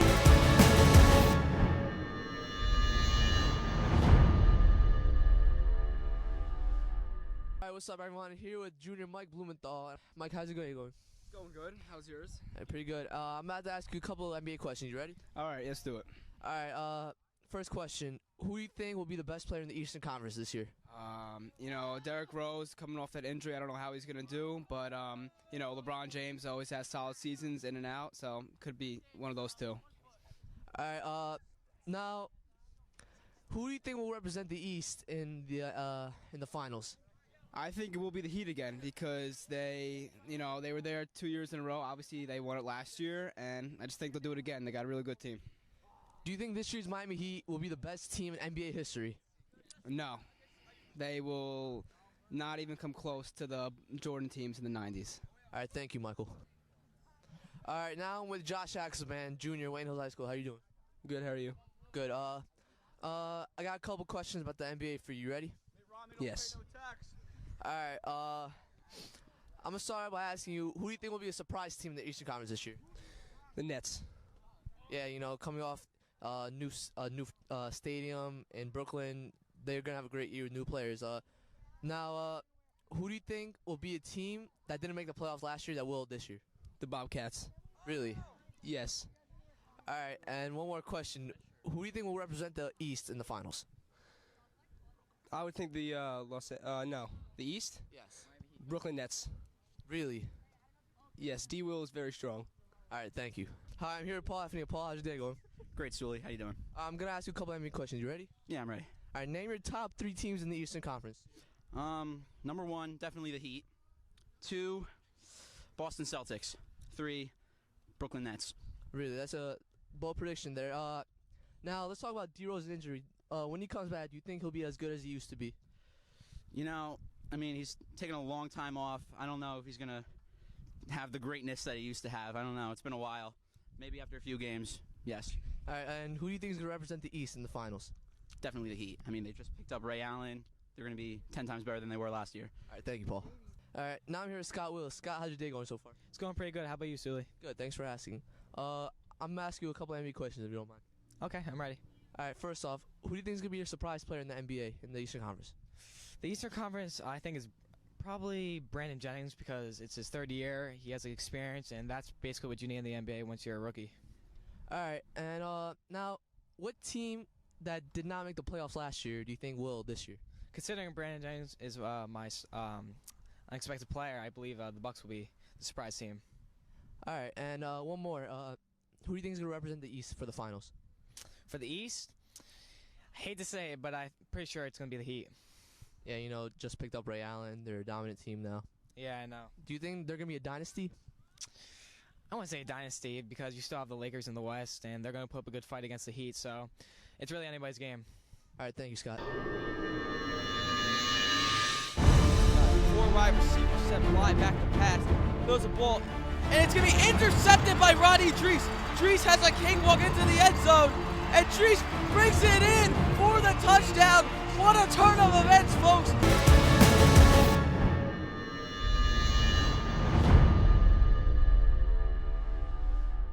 Welcome back, everybody. For this segment, we're going to be talking about our predictions about the BCS standings in college football. And the top 5 teams won 2 days ago, so no changes there. What do you think about the South Carolina-Florida game? Well, actually, Suli, you're wrong because Kansas State moved up a spot over Oregon, which is very controversial. But also, Kansas State had a great win against West Virginia, absolutely destroying them 55-14. West Virginia has dropped to 19, which has been a big surprise considering they were 4 or 5 a couple weeks ago. And the last 2 games, they've been getting blown out 49-14 and 55-14 this week. And Colin Klein had a major part in that game with 4 rushing touchdowns and 3 passing. So, yeah, I mean, Colin Klein, he's running for the Heisman for a reason. I mean, he's just doing a lot for that team, and having him as a quarterback is great. And if Kansas State keeps playing like this, they're going to keep moving up. Do you think this loss affects Geno Smith's Heisman chances? I think it affects it big time because maybe the one game it didn't, but 2 games in a row performing really bad. And also, he didn't throw a pick all season, which was great. But the last game, he had 2 interceptions, which is costly to his team, and that's why it wasn't why they got killed so badly because their defense can't perform. But I think it affects him big time. These last 2 losses for West Virginia were not just like it's not like they were close games. They're terrible losses. They're down several touchdowns, and I mean, maybe it's obviously not Geno Smith's fault. I mean, their defense probably isn't helping them out as much as their offense is putting in. But I mean, yeah, does it affect an offensive Heisman running quarterback? Yeah, of course. And the loss to South Carolina affected Oklahoma, USC, and Oregon State, which all moved up 1 spot. And also Georgia moved up to number 10 now, and they moved down to 13. How do you think this affects the rankings of college football now? Well, first off, Florida played great against a good South Carolina team. They contained Jadeveon Clowney well, and they had the juniors now at Florida, Dominique Easley, Ronald Powell, he's injured, but Matt Elam, Jalen Watkins, they were all top 10 players coming in recruiting, so they're finally getting their chance to become great players, which is the reason why Florida's number 2. Yeah, I mean, I think most of these teams that are really real high in rankings I think they're run by their defense. Definitely Florida's defense is doing an amazing job. We have Alabama, who's just filthy both ways. They're real great teams defense, and their offense is also helping them out. I think West Virginia needs that. I think there's a whole bunch of teams that need to come up strong offense wise and defense. Do you think Florida's defense is the top 3 defense in college football? Without a doubt. In my opinion, I would say number 1 is Alabama, no question. 2 would be Florida, and 3 I'm gonna have to go with LSU. Even though they lost to Florida, they only gave up 14 points that game. Their defense held strong. Their offense just is a problem. I mean, I like Notre Dame's defense as well. They're 7-0 for a reason, and again, they're highly ranked because of their defense. Yeah, Notre Dame came out of BYU with the sneaky win, 17-14. They kept their rank there. That could really cost them, but they came up with the win. Let's talk about some upsets in college football. Toledo defeating number 21 Cincinnati 29-23. Cincinnati is now unranked because of that loss. What do you think of that? Well, it also opened the door for Wisconsin and Ohio to jump in the rankings, and Texas moved up 2 spots. So it was big for especially Toledo, which is not a good football team, losing or beating Cincinnati, who's from the Big East, but still you should not lose to a team like Toledo. And another upset is Oklahoma State defeating number 24 Iowa State 31-10, and now they're also unranked. So what do you think of that, Tyler? Yeah, I mean, terrible losses like this. I mean, it's gonna happen. You lose games like that, and you're gonna lose your spot, and you're not gonna get ranked. And you gotta win these games. They're big games. You gotta win them. Now, out of Alabama, Florida, Kansas State, Oregon, and Notre Dame, which of these top 5 you think will lose? Well, the soonest. If Alabama and Florida win out, they both have to play in the SEC championship game, which is a shame because both teams are great teams. Yeah. But one of them has to lose, which means one of them has to drop out. So Kansas State, and Oregon could have a chance to move up there when that time comes. Do you think Notre Dame will stay number 5, or do you think they'll eventually lose? I mean, they don't really play that many great teams. Well, they have been so far, but I think they'll move up to 4 or 3, not 2 or 1. I don't think they'll be national championships. Yeah, I think they have a way to move up. Who do you think will represent the BCS national championship game this year? Alabama and Oregon. I like Oregon's offense. DeAnthony Thomas, Kenjon Barner, freshman Marcus Mariota. They've been playing great so far, and they put up big numbers every game.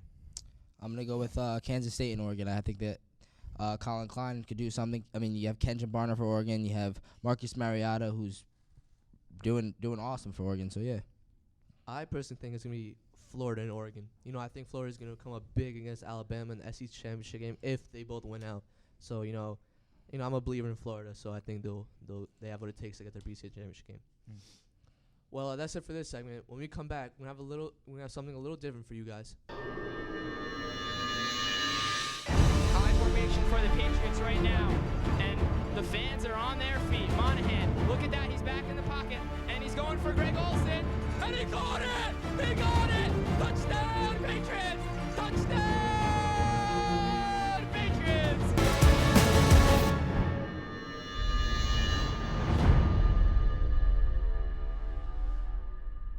Welcome back now, everyone. Now for this segment, we're going to be introducing a new part of the show called 20 Questions. I will ask a question about a sports controversy, and Tyler and Matthew will give answers on their opinions. All right, now let's get started with our first topic, the NFL. And first question I have for you fellas is, if you had an opportunity to choose between Peyton Manning and Tom Brady, who would you choose? Currently, like right now or over their career? Career-wise, if you were starting a new franchise. I would have to go with Tom Brady because, I mean, what he's done with Bill Belichick over the years is incredible. I mean, I think 3 Super Bowls, and Peyton Manning he only got 1 ring. So I'm gonna go with Peyton Manning. I think he's more of a team leader. He's a great quarterback. He's been around the game for a real long time, as well as Tom Brady. But I'm gonna go with Peyton Manning. All right, now who do you think has the best defense in the league, in your opinion? Well, I usually thought it was the Ravens, but since injuries to everybody now, I think I'm going to have to go with the Texans. The J.J. Watt and Brian Cushing did get hurt, but I still think they're a strong defense. Yeah, definitely. But I would go with Chicago, the Chicago Bears. They're leading the NFL with most touchdowns from interceptions. So I'm going to go with Chicago. They have Julius Peppers rushing, so yeah. All right. As of right now, would you rather have Robert Griffin III or Andrew Luck? Robert Griffin III. Just from what he did last week, it's incredible. I mean, his speed, his agility, and his accuracy in his throws. He's gonna be a good quarterback when he's older. Yeah, Robert Griffin III. I mean, he's using his legs, he's using his arm. Everyone knows he's a dual threat. So yeah, and he's doing it. Right. Which NFL player will win the MVP this season? Will Aaron Rodgers repeat, or will someone else step up and take those honors? I'm gonna go with. I think Arian Foster has a chance to win MVP. Wow. I mean, running back. He's always had. He burst on the scene a couple years ago, and he's been. I mean, he can run the ball, do anything. He can juke people out. He's just good running back. I'm gonna go with Matt Ryan. His numbers are just great right now. I mean, it's obvious that Atlanta's doing awesome, but I mean, just look at what Matt Ryan alone is doing. All right, last question for the NFL topic. Who is your prediction to get the Super Bowl? My prediction would be 49ers will make it from the NFC, definitely, in my opinion. And I'm going to have to go with AFC right now is wide open. I mean, there's really no one taking over, but I'll go with, as much as I don't like to say it, I think the Patriots will get back. I'm saying San Francisco, and I'm going to go with the Houston Texans with their defense. As Matt said, their defense is doing awesome. Well, personally, I believe that it will be the Baltimore Ravens against the Atlanta Falcons. And I think that the Falcons will be the champions of the NFL. All right, now let's get to our next topic, NCAA football. Now, we discussed this last show, but we'll repeat it now. Who do you think will win the Heisman? Geno Smith, without a doubt. I mean, just because he got beat one game doesn't decrease his chances. I still think he's the best quarterback, best player in the nation. Yeah, I'm gonna go with Geno Smith as well. I mean, he's an accurate quarterback. His accuracy is just through the roof, and then he has those receivers that are just also doing it for him. So yeah, Geno Smith he's a strong quarterback. All right, who is the most premier running back right now in college football? Well, I mean, DeAnthony Thomas, but he also does everything else, like returns kicks and wide receiver. But I do think DeAnthony Thomas is the most premier running back right now. I think Kenjon Barner's speed can really kill someone. His teammate. Mm-hmm. Yeah, and he's a tough running back. So yeah, Kenjon Barner. Now, what do you think is the hardest conference to play in right now in college football? SEC, without a doubt. There's no question. They have LSU, South Carolina, Georgia, Florida, Alabama. There's no one. That's all top. They all could be top 10 teams. Yeah, I think it's obvious that the SEC is real tough conference playing. Yeah, I think the Big East is. No, I'm just kidding. All right. Now, who do you think will go to the BCS championship this season? Who will be number 1 and number 2 in the college football this year? I think Alabama will, without a doubt, and then I think Florida will lose a game, so they'll drop back. I think Oregon will win out, and it'll be Alabama, Oregon. I think it's tough to say. I'm definitely gonna go with Oregon, but you know what? I really can't tell who that other team's gonna be. Now, this is a topic that's been discussed for a long time now. Do you think there should be a playoffs in college football? Yes, they've introduced next season 4 teams, but I do think there can be more teams. Yeah, definitely. Yeah, I mean, I don't see why not. Yeah. All right, now to the MLB. Now, since the recent struggles, this topic has been coming up lately with the Yankees. Do you think that Alex Rodriguez will still be a Yankee after this year? Yes, other teams they pay him too much money. I don't know why he would just give the contract. Why would someone else would take that contract? Yeah, I mean he's been with them for so long. Yeah, I think he'll definitely be a Yankee next year. What are your thoughts on Jeter's ankle? I mean, it's a shame for Derek Jeter. I'm a Met fan, but I mean, I like Derek Jeter. He's a good guy. Nothing really bad about him, but I mean, it's just a shame about what happened. I think it's just a huge it's a disappointment. I mean, it affects New York because he's just that leader that they had. So yeah, I mean, it's huge. Yeah, definitely. Now, right now, who do you think is the best pitcher in the MLB? Justin Verlander. Or actually, of this season, I would go with R.A. Dickey because he had a pretty good season. But I mean, overall, he came out of nowhere. He came out of AAA Buffalo, and he almost led their team. First half of the season, you thought the Mets were gonna make the playoffs. Then, of course, same old Mets. But I think Justin Verlander is the best pitcher in the MLB. I mean, I hate to just agree with Matt, but I'm gonna go with Justin Verlander as well. I mean, he's young, he has that strong arm. So yeah, I mean, I also like Tim Lincecum, but I wouldn't say him. All right, American League MVP this year. Both of them had fantastic seasons, but do you have Mike Trout or Miguel Cabrera? Mike Trout, without a doubt, in my mind, because he's a rookie. He's 19 years old. He's 3 years older than us. No rookie has ever put up those numbers before, ever in MLB history. I mean, people have done Triple Crown, but it happens once in a while. But no one's ever done that as a rookie. I would go with Mike Trout as well. I mean, he's 19 years old. He's basically my age. He's doing awesome, and it's really cool to see such a young kid do this. I mean, no disrespect to Mike Trout and what he's done, but if you get the Triple Crown, that's making MLB history right there. That people underestimate how hard it is to do that. I mean, you got to lead the league in home runs, in batting average, and in RBI, and he's runaway MVP in my mind. Now, who do you think will win the World Series this year? I think the San Francisco Giants will come back and not repeat as champions, but I think they'll win it this year. I think Detroit. The Detroit Tigers will do it. Sorry, guys, but that's all the time we have for this show. Well, don't forget to join us next time for more of the latest and most trending sports topics. From Matt Byrne and Tyler Santa, I'm Suli Wali. See you next time.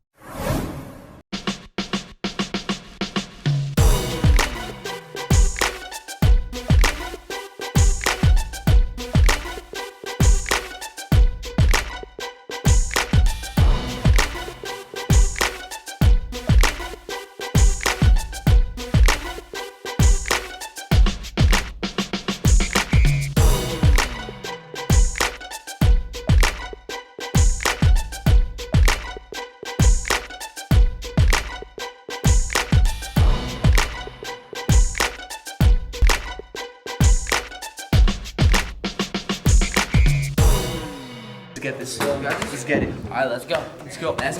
What's up, everybody, and welcome to another episode of Rain Delay. I'm your host and sports guru, Suli Wali, joined alongside Matt Byrne and Tyler Santa.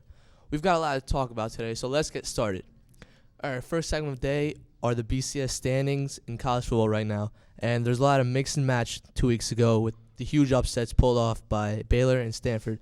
So, what is your take on the BCS standings now? Well, I'm all for the playoff system that they will have in play next season, but this week the BCS really didn't shake up that much. Notre Dame won. They beat USC. I mean, Bama won convincingly, and Georgia won. Everybody won this week, so nothing really happened big time. But, I mean, when you see like team like Notre Dame. I mean, I'm not a big Notre Dame fan, so I don't think they should be in the national championship. But that's just my opinion. Yeah, like teams. There's not really changes in the standings, but the teams that needed to win got it done. Like Stanford needed to win to get to the Pac-12 championship game. Notre Dame needed that for their #1 ranking, and also Florida needed that to stay alive. Georgia won to stay alive in the BCS championship contention. What do you think about this, Tyler? I think you guys basically said it all. The teams that need to win are winning, and it's gonna help them when it comes down to the playoffs. So, give me I'm asked some predictions for your bowl games. First off, the title game. Who do you think is going to represent the title game? Well, I think Bama will represent the SEC in the title game once again. Nick Saban's done a great year. Has done a great job. And TJ Yeldon, AJ McCarron, Eddie Lacy. Their defense is balanced again, but I think Bama will win convincingly over Notre Dame. I don't think Notre Dame can keep up with Alabama. I think a lot of these teams that are in the running are huge defensive teams, and I think defenses are the teams that we look at, like Oregon, Alabama, Florida, Georgia. I think all their team's defense is doing a lot. So when it comes down to Alabama and Notre Dame, which I'm expecting, I think that Notre Dame's defense will really do a lot. All right, now the Rose Bowl, another big bowl. Who do you think is going to represent the Rose Bowl from the Pac-12 and the Big Ten? Well, since Ohio State can't represent the Big Ten, it's going to be Wisconsin from the one side against Nebraska. I'm going to take Nebraska because they're just a better team. They're getting Rex Burkhead back. And it's going to be, I'm saying Stanford's going to beat UCLA again, so I'm taking Stanford versus Nebraska, and Stanford wins the Pac-12. Wins the Rose Bowl. Stanford's front seven is phenomenal. Mm-hmm. They completely shut down Oregon's run game 2 weeks ago, and they just put a stop to UCLA's run. Had a great game with USC, but then they didn't know what they were in for against Stanford's defense. Yeah, I'll completely agree with everything Matt said. I think Stanford's gonna beat UCLA again, and they're gonna see Nebraska in the Rose Bowl. All right, in the Orange Bowl, there's a lot of arguments about that one, especially Rutgers lost to Pitt recently. Now, what do you think is gonna happen there? Well, I think Florida State's clearly going to beat Georgia Tech in the ACC championship, and I am going to take Rutgers. They've had a couple setbacks, but I like the way they're playing. Gary Novak quarterback. I think Florida State will win the Orange Bowl though, because the Big East isn't just a football conference. I'm kind of looking at Louisville going in against Florida State in that. Even with their loss against UConn. Definitely. I don't know. I just like that team. The Sugar Bowl is another big one. That's a bowl for a team like Florida, who hasn't gotten a lot of lucky breaks this year to redeem themselves in the bowl. I believe Florida's gonna make it there. But who do you guys think? Well, I'm gonna pick Oklahoma versus Florida. I think Florida's defense is too much for Landry Jones, Matt Elam, but they've only given up their third in defense this season, and I think Oklahoma's not going to put up a lot of points on them. Definitely. You agree with that? Yeah, I agree. Now let's talk about LSU. Last year had a great season, undefeated, then lost that big one title game, and this year they had a couple setbacks. They had a really disappointing loss to Alabama, which I believe they should have won, and now they're not in contention for one of these top 5 BCS bowls. So what do you think now? Well, I think LSU will make the Cotton Bowl. I think they'll play Texas, and losing Tyrann Mathieu was huge for them because he just brought the electric play. He electrifies the whole stadium. He brings brings everyone on their feet. But I'm gonna take LSU wins convincingly. TCU beat Texas the other day, so I don't think Texas is a very good team. What were you, Tyler?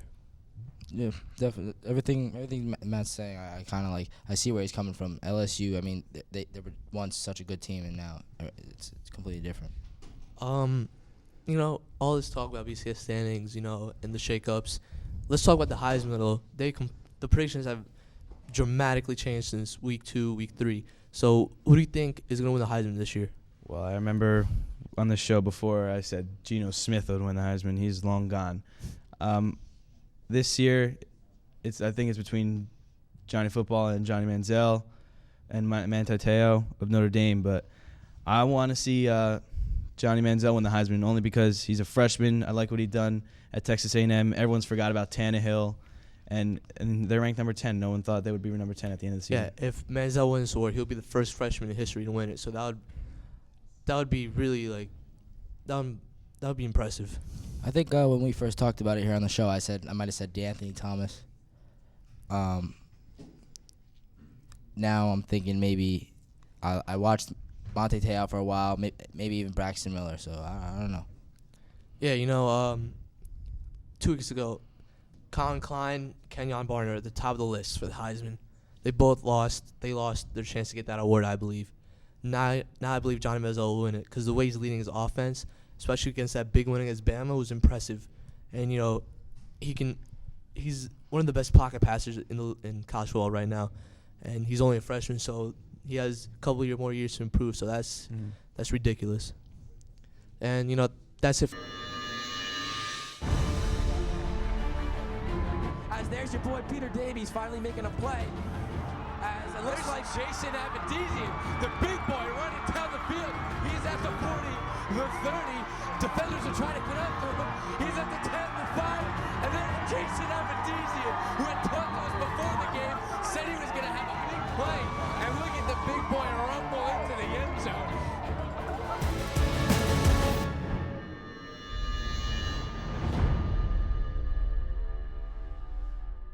Welcome back. Now for this segment, we're going to be talking about how rookie quarterbacks and backup quarterbacks have been faring in the NFL so far. All right, Matt, let's get started with backup quarterbacks. Give me what you got. Well, I think backup quarterbacks have been playing fairly well. If you look at Colin Kaepernick, Chad Henne, they've been playing. They've been taking good teams to the final minutes of the game, but they just can't come up with a win. But that's just their team isn't that good. Colin Kaepernick has a very good team, but Nick Foles is also backup for Michael Vick. He won last game against the Tampa Bay Buccaneers, 23-16 in the final seconds, running it himself. He's also only a rookie, so if I'm the Eagles, I don't know what I'm going to do with Michael Vick. I think I'm going to trade him. And now let's introduce a new member of our friendly family, the Shine-Dashian, Mike Scheiner. How's your day going so far? It's been well. How was yours? Thank you for asking. Let's get your input on the rookie quarterbacks in the league now. First off, most rookie quarterbacks in the league have been very well so far. You have RG3 for the Redskins. You have Andrew Luck for the Colts. And, for starters, those who have been very good so far. RG3 has been like the first good, in my opinion, the good, better than average quarterback. I don't even know since when the Redskins even last had a good one. And Andrew Luck is stepping in some big shoes for Peyton Manning. Also another big starting rookie quarterback is Russell Wilson for the Seahawks. Rising that team from the dead, and just leading them to a huge playoff run right now. They have a huge chance to win that division over the 49ers as well. Yes, they do, because you also got to remember their defense is also helping them out as well. And Marshawn Lynch, and I believe, is Braylon Edwards still on the Seahawks? I believe he is. He is? Yes, he is. He is. They have good receivers. They have, I believe, a top 15, top 10 quarterback with Russell Wilson, so I believe the Seahawks will go far. But the suspension to their corners, that's going to hurt them. Brandon Browner is expected to come back to the playoffs. But the defense has to step up big time in the absence of those two players. Now, Matt, let's get some more input on the backup quarterbacks. Do you think any one of them could lead their team to the Super Bowl? Take a player like Colin Kaepernick. If John Harbaugh rides him through the whole year, do you think he can win the Super Bowl for them? Well, as I have a graphic, Byrne's backups. In my opinion, I think it's the top 3 backup quarterbacks in the league right now. If you look at, they're now starting, but if you look at Colin Kaepernick, he's 3-1 as a starter. And Nick Foles, like you said, led his team in the final minutes of the game. And Chad Henne, he had a couple good games. One game he threw 4 touchdowns against the Texans, who have a top 5 defense. So I think those are the good quarterbacks right now. And Scheiner, you got some juice on the rookie quarterbacks? Yeah, as a matter of fact, I do. I believe I also have a graphic for my rising stars. As first off, I have RG3 because I believe RG3 he just means more to their team compared to Andrew Luck. Because as I said before, the Redskins really not have that good of a quarterback. I don't even know how long. RG3 has been stepping up big time, and I feel like he will have a great career. And next I have Andrew Luck. he's filling in Peyton Manning's shoes, and right now they are 8-4, I believe. Correct? I believe 9-3. 9-3. No, they're 8-4. They're 8-4. Or they might be 9-3. Yeah. Or 9-3. Doesn't matter. Those are still great records. And also I have Russell Wilson on that list because he's performing better than most would expect. Yes, than most would expect with Russell Wilson. Yes. I also have some info about the struggling backups in the league. Can you guys pull that up real quick? A lot of being a backup is a huge job in the NFL. As you can see here, top 3 struggling backups. Jason Campbell for the Bears. In the absence of Jay Cutler, has not stepped up how he was supposed to. They picked him up in the offseason for this specific reason, and he hasn't been stepping up like he's supposed to. And Byrne left, which had that one good run, but then he got injured, and he couldn't finish up that game. And Tim Tebow has just been a joke this year, just absolute laughing stock in the NFL. He's a quarterback, and they're using him for punt protection. That's when you know that you're not important to the team. Yep. And Matt, of these backups, which one of these do you think is the most talented? Colin Kaepernick, just because what he's done so far with his team, and his team has a great defense, which the 49ers have always been known for their defense. So I think Colin Kaepernick's the best. And Mike, which one of these rookie quarterbacks do you think will win the Rookie of the Year? Even though Andrew Luck went first overall pick to the Colts, I believe that RG3 will become the Rookie of the Year. And can you guys pull up that last graphic, please? It's I think the last graphic is the struggling rookie quarterbacks. Yeah. Which is, they haven't been struggling that bad, but if you look at quarterbacks like Tannehill, Whedon, they haven't put up terrible numbers, like unacceptable numbers for rookies, but not as good as RG3 or Andrew Luck. And Ryan Lindley, he hasn't been performing at a high level. The Cardinals, Ryan Tannehill's been bad he hasn't been that bad, but he hasn't been that well. I should say it like that. And the Cardinals, basically they have 3 backup quarterbacks on their roster with Kevin Cobb, John Skellin, and Ryan Lindley. They just 4 picks. They just got demoralized 58-0 the other day. Killed. They're just, they start out 4-0. You expect them to have, it was a great surprise story, but then they dropped their last 9, and that's just embarrassing. And as you said, it was just completely embarrassing and inexplicable. But that's it for this segment. But don't touch that dial. We'll be right back with the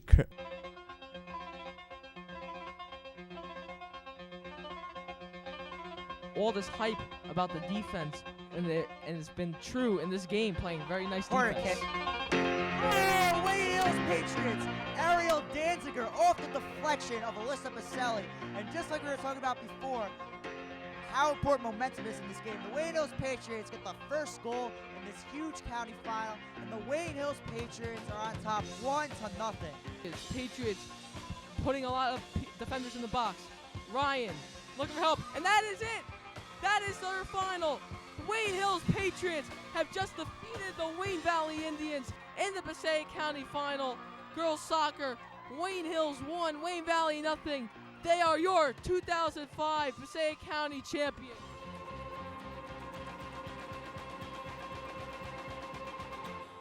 Welcome back.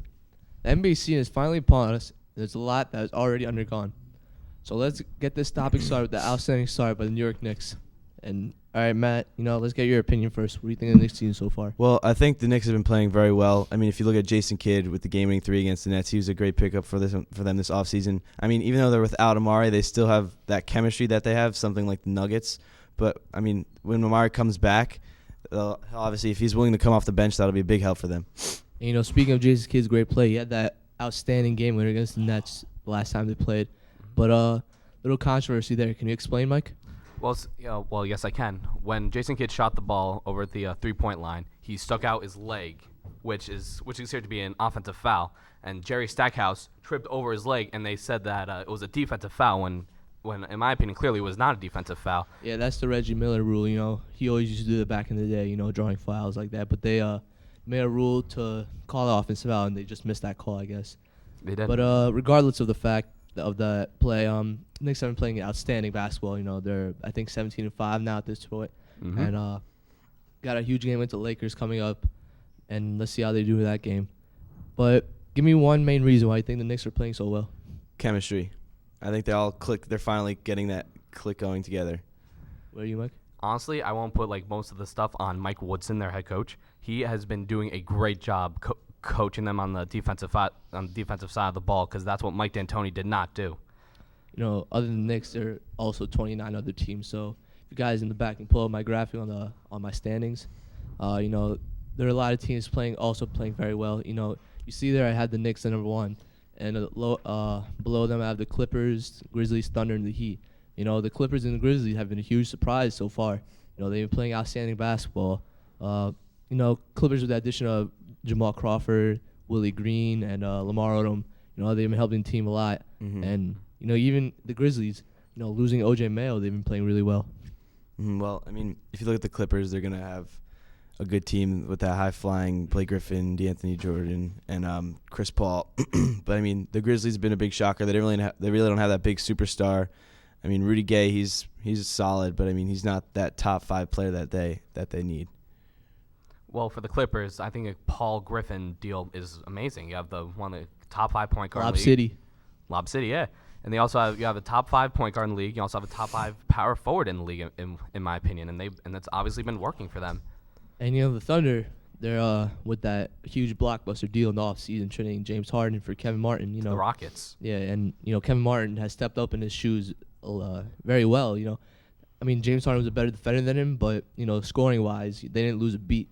Mm-hmm. Mm-hmm. Now, let's look at. Can you guys in the back pull my under the radar graphic? You know, there are a lot of teams that are underrated in this league, and they deserve recognition. So you see the Atlanta Hawks. You know, their addition with Devin Harris, without Joe Johnson. Yeah, they really been playing well so far. You know, the Golden State Warriors with their 3-point snipers all around. You know, they're ridiculous. You know, Milwaukee Bucks, the two-headed monster, Byrne Jennings, Monte Ellis. You know, beating Brooklyn Nets, you know, leading at 29 by 1 point, you know, that was an embarrassing loss for the Nets. The Bulls, in the absence of Derrick Rose, you know, they've still been doing very well. Yeah, yeah. Dallas Mavericks without Dirk Nowitzki, and, you know, the Utah Jazz, you know, they're 13-6 right now, and they're in the playoff hunt right now. So what do you think of these teams? No one even notices about them, which is quite shocking. Matt, what do you think of these teams? Well, I mean, I think part of the reason is Enes Kanter. I like how he plays. He's good at getting the rebounds that they need. They needed that big man that they never really had. So I mean, I think he's a big addition for them. What about you, Mike? Well, for the Utah Jazz, I think that they've been playing great basketball. You even said 13-6, and I'm very surprised that they haven't gotten like enough recognition to get noticed. Yeah, and you know, let's get to the scores in the NBA. You know. Mike, what do you think? Okay, can you guys pull up? Speaking of which, I'm sorry. Can you guys pull up on my graphic about the top scorers in the league, please? And speaking of which, I believe I have Carmelo Anthony on number 1. Number 2, I have Kobe Bryant. He's been leading the Lakers, even though the Lakers have been doing that well. LeBron James 3, he's an obvious choice for there. 4, Kevin Durant, the offensive scorer last year. And 5, James Harden, which is actually quite shocked because after leaving OKC, I thought he was going to have like a bad year with the Rockets, but he's been doing very well with them. Well, considering that he's an all-star caliber player, you know, he is. He didn't get his opportunity in OKC as much as he wanted to, you know. Now he's the Rockets, their main guy. He's getting all the looks, he's getting all the shots, and he's really taking advantage right now. Well, I mean, if you look when you have all the good teams and the bad teams in the NBA, can the guys in the back pull up my graphic on the disappointing teams so far in the season? Well, I mean, you're gonna have some disappointments in the NBA. I mean, the Lakers have been a huge disappointment. They got Dwight Howard. They've been underperforming. Steve Nash. Denver Nuggets. Well, Steve Nash has been injured the whole year, so he hasn't played yet. I'm well aware of that, but you still need to like play well. Yeah, the Denver Nuggets. They've had 17 road games so far, but I mean, they don't have that. Andre Iguodala hasn't clicked in their offense yet as well as they was expected. Washington Wizards, they just having a horrific season. They're a joke. No John Wall yet. I mean, awful. Well, they've won 2 games. I mean, they beat the Heat, which is big for them. But they started out 0-10, I believe. And then 0-12, something 0-12. That's crazy. And then my last team, you're gonna have the Cavs, who's obviously, I mean, ever since LeBron left, they've just been in. Thought Kyrie would step up. With Kyrie coming back, they should improve, but I don't think they'll be a playoff team. All right, and do you have any MVP candidates for us?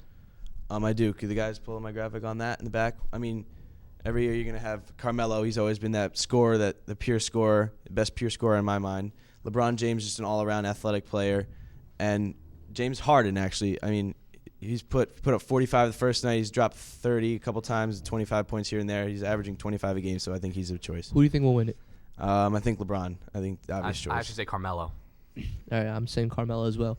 Well, that's it for this segment. But don't go anywhere. When we return, we're going to have a debate on what the hardest sport is. And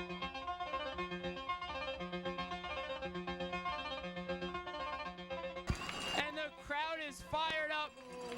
What a huge play. We cannot stress this enough. This is just an outstanding kick. All the pressure relying on Dave Adamo. The kick is up, and it is good! He kicks it through the uprights, and Wayne Hills takes a 25-24 lead.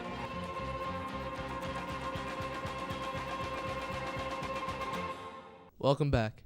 Now for our last segment, we're going to be introducing a special guest, Eli Sayad, to have a debate on what the hardest sport is. Welcome to the show, Eli. Thanks, Suli. It's great to be here. All right, now let's get your opinion on what you believe is the hardest sport. You know, I really think every sport has its hard parts, and by no means is it easy to go professional in any sport. But I gotta say, overall, I think baseball is the hardest sport. All right, that's a good sport to pick. And Matt, what do you think? Let's get your input. Well, I don't think baseball would be the hardest sport because it's not as physically demanding as other sports. If you look at wrestling, gymnastics, swimming, those are all tough sports to go at to compete at a high level. Then they're much harder than baseball. You know, yeah, and some Olympic sports, as you said, swimming, track and field, and even like karate, stuff like that is actually very hard and is very underrated. And the ability you need to have and the shape you need to be is taken for granted. Now, Eli, let's get why do you believe that baseball is the hardest sport? Well, I hate to beat around the bush, but it's an old cliche that the hardest thing to do in sports is to hit a major league fastball or hit a major league pitcher. But I mean that holds true because it really the amount of reaction time you have is incredible to be able to hit that. So that's why I think baseball is the hardest sport. All right, and Matt, you said baseball is easy, and why do you think that? Well, I have a graphic on that. Could the guys in the back pull that up on why it's the easiest sport? I mean, you just stand around. If you look at the careers of some guys, it's 20 years, 15, 20 years. I mean, there's no contact, minimal contact in baseball, and it's little running. I mean, the furthest you're going to have to run is a home run or a triple if you have to really sprint it out. But, I mean, it's not that physically demanding as other sports. A lot of people say that you need a lot of endurance for baseball. Especially outfielders, chasing those fly balls, and those hustlers out there who run every base, run straight out of the box as hard as they can. But you have also some good points. There's no contact other than the ball and the glove, and tagging the runner. And yeah, the outfielder sometimes it doesn't even come there, so they just stand there and have an easy job. Well, you do need endurance because it's a 162-game season plus playoffs and spring training and all of that stuff. So really, you're looking at players who have an off season of maybe 4 months potentially. That's not really a long time if you think about it as compared to other sports like take football, for example. They play, 18, 19 games? I'm not sure exactly. But 16 games. Also, there's preseason. They go from August, Super Bowl's in February. I mean, minimal off season. Plus, if you look at baseball, they barely break a sweat. I mean, if you look at a sport like curling, they break more sweat than they do in baseball. Yeah, it's true, but I mean, curling is pretty hard. I mean, not a lot of people talk about it. It is pretty hard. But a lot of people pin baseball as a sport you don't need to be athletic for. You really do need to be athletic. And if the guys in the back could pull up my graphic on Michael Jordan's baseball career, it's a perfect show of it. You see, he hit 202 in Double-A and struck out 114 times and 436 at bats. I mean, for him, he's a superior athlete. He was an incredible basketball player, maybe the best in history, and he didn't have a successful baseball career. So it's not all about athleticism. Well, I think that that fact is very deceiving because it is very hard to even get to the majors, but even getting to the AA minor league, millions of people wish to do that. They can't. So the fact that an NBA player was able to do that is very impressive. Well, don't forget he had the name behind him too. Well, also, I mean, if you look at, could the guys in the graphic pull out my top 3 hardest sports, in my opinion? I mean, if you look at many sports, like if you look at baseball, you look at CC Sabathia, Prince Fielder. I mean, they're all big guys, with the exception of NFL linemen. Many guys, like wrestlers, they're all in insane shape. Gymnastics, none of them are hefty. Hockey players, they're all big, buff guys. I mean, baseball, you see like there's at least there's guys over 270 on teams. Yeah, I personally believe that hockey is the hardest sport because the fact of the matter is that you got these big guys in pads and on skates, skating at full speed, trying to control their bodies and trying to keep control of the puck at the same time. So that requires ridiculous athleticism and body control. Mm-hmm. Well, don't let the appearance deceive you. I mean, I know Prince Fielder and CC Sabathia look like pretty unathletic, kind of couch potato type guys, should I say. But, I mean, those guys are huge. They're strong, and they're actually very athletic if you watch them play. All right, and, let me get this final question out. If you guys could choose to play one professional sport, what would you choose and why? You first, Eli. I mean, I'd choose baseball because it's it's a hard sport. It's really, not just athletically demanding. It takes, a certain finesse. It takes a certain ability that not all sports have. And you, Matt? Probably wrestling, because if you look at it, I mean, you're wrestling for 30 seconds to 3 minutes, but those are the hardest 30 seconds to 3 minutes of your life. Practice is demanding. They're long, hard, tiring hours, and it's a lot more physically demanding than baseball. I personally would choose basketball because, basketball is a team sport. There's a lot of things involved, a lot of elements involved. You need communication, you need intelligence, you need awareness, and you need athleticism as well. So, yeah, basketball, in my mind, is what I would choose. And, that's it for this episode of Rain Delay. Join us next time for more of the latest and most trending sports topics. For Matt Byrne, Eli Sayad, Tyler Santa, and Mike Scheiner, I'm Suli Wali. See you next time.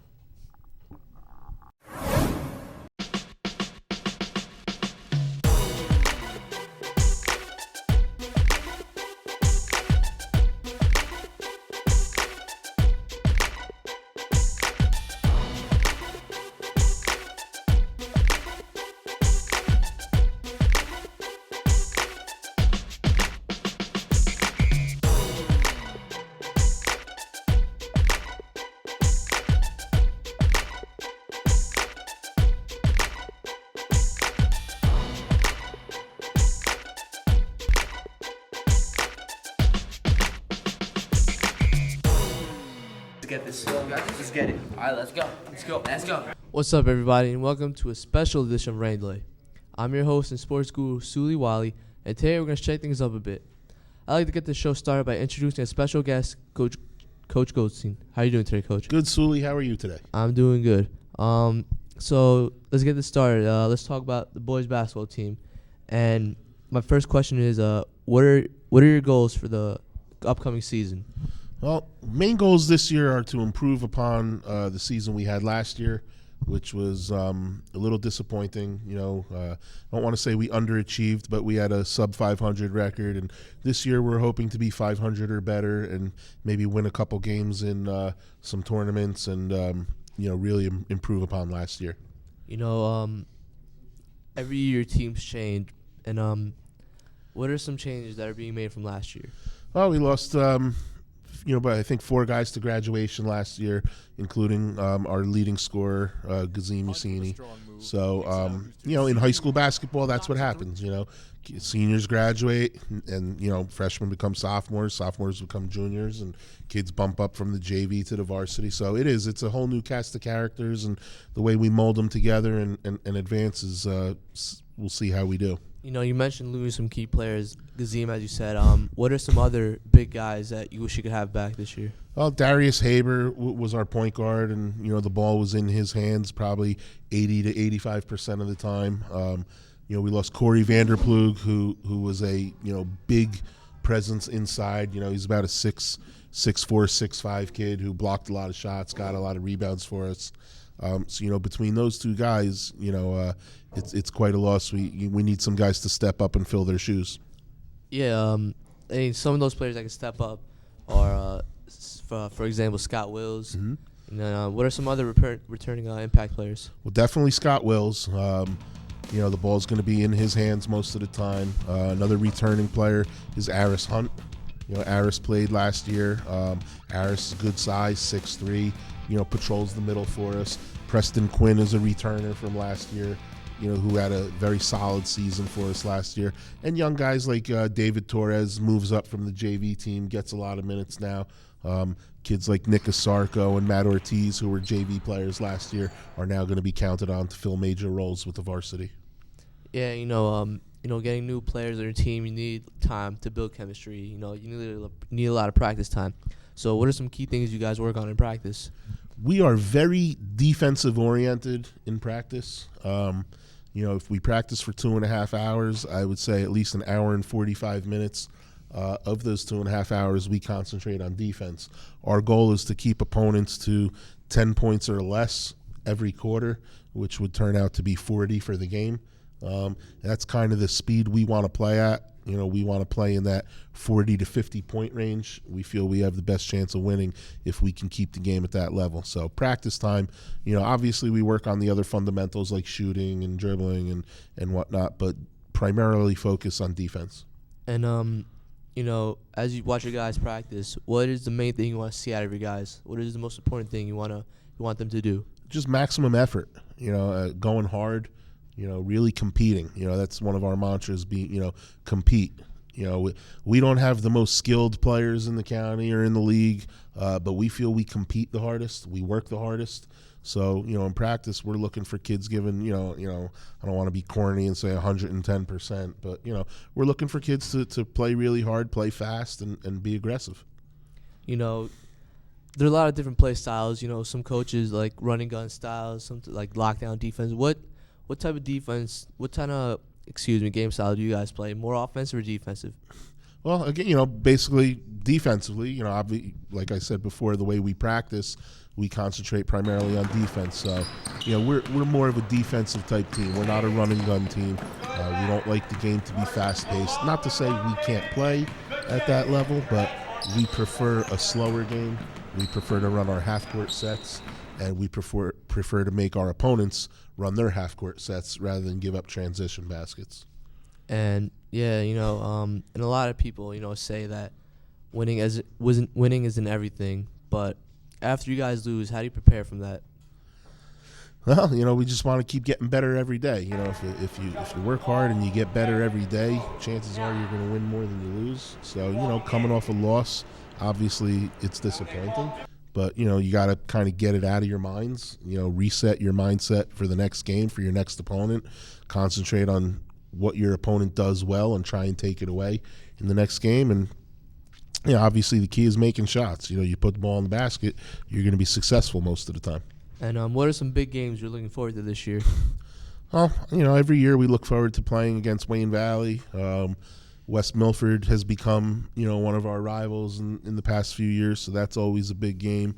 They're all big. You only get a chance to play 20 to 25 games or so. So, they're all big games. We look forward to playing. Look forward to playing everybody. We're looking forward to playing in the holiday tournament. So we've been successful there in the past. So, we're excited about that. And, I like to step back and talk about the JV team a little because, as we all know, they're the future of Wayne Hills. Got a lot of young players on that team. So, what is your opinion on the JV team this year? Yeah, they're solid too, and obviously going up against the varsity in practice, that only makes them better. So we have a good group of young guys. At the guards, we have Brian Chong, who's very good. Just Kyle Hogan, and a newcomer, a freshman who's actually playing on the JV, Dorian Hodge. He's contributing, and our big guys like Pete Palzewski and Mark Pressler, and Ryan Moskal, kids like that. They're really working hard at the JV level. Jeremy Peterson's kind of playing both. So is Martin Kilroy and Anthony Kenny. Those three guys are kind of playing JV and varsity. So obviously we're expecting a lot out of Martin, Anthony, and Jeremy. Who's that one player that you got your eye on who you think is going to be something special? Is there anyone on the team that is like that? Well, between Aris and Scott, there are two, top guys when it comes to scoring and playing. I think they both want to play in college, so we got our eye on them. We feel that they can, be up for some postseason awards, maybe all league, all county, something like that. And last question: if you can describe your team with one word, what would it be? I'm going to give you a hyphenated word, if that's okay with you. It's fine with me. And I'm going to say hardworking. All right, sounds good. All right, thanks, Coach. Well, that's it for this segment. When we come back, Matt, Byrne, and Coach will discuss the wrestling team and how they're playing so far this year.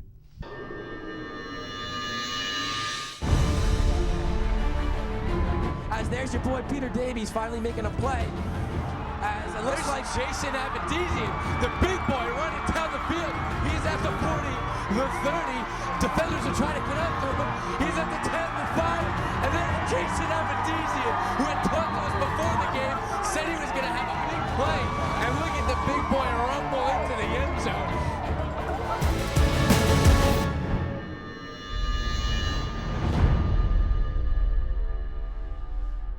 Hello, everybody. I'm Matt Byrne here alongside with Coach Goldstein, and we're here to talk about this year's wrestling team.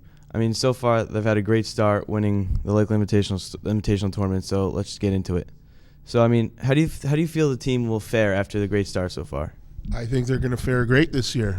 They're much improved from years past, and obviously, like you said, winning the Joe Arati Lakeland Tournament was a big confidence booster for them to propel them to have a successful season. Well, obviously winning the tournament is a big deal, but do you think it's just a one-time thing, or you think this team is the real deal? No, I think they're the real deal. I don't think it's a one-time thing for them. I think there were a lot of good opponents in that tournament, some opponents that they'll see throughout the year. So I don't think it's a shot in the dark. I think they're going to be solid all year. Now, Wayne Hills, they haven't really been known for their wrestling in the past. They've had a few rough years. How have they improved so quickly over just, I think, one season? How have they improved so quickly? Well, I mean, I think their philosophy changed when there was a coaching change. Not to say that the previous coach wasn't doing a good job. I'm sure he was. But, with change comes a philosophy change. And I know that they're working very hard over the summer, going away to camps. I know they've been to the Rutgers camp. I know they come in at least 3 times a week over the summer, and hit the wrestling room, working out with different opponents, working out with different instructors. So I just think their off-season program has really elevated them to a new level. And they have the seniors like Ryan Englett, Jake Struble, Robert Levine. Who you think, would you consider them the team leaders? Sure. I think in any sport, your team leaders are always going to be your seniors. We have a saying in other sports that you're only going to go as far as your seniors take you. Yep. And whereas wrestling is a little bit of an individual sport, it's also a team sport. So everybody's got to contribute. They got 14 matches a night, and in order for them to be successful, everybody's got to contribute.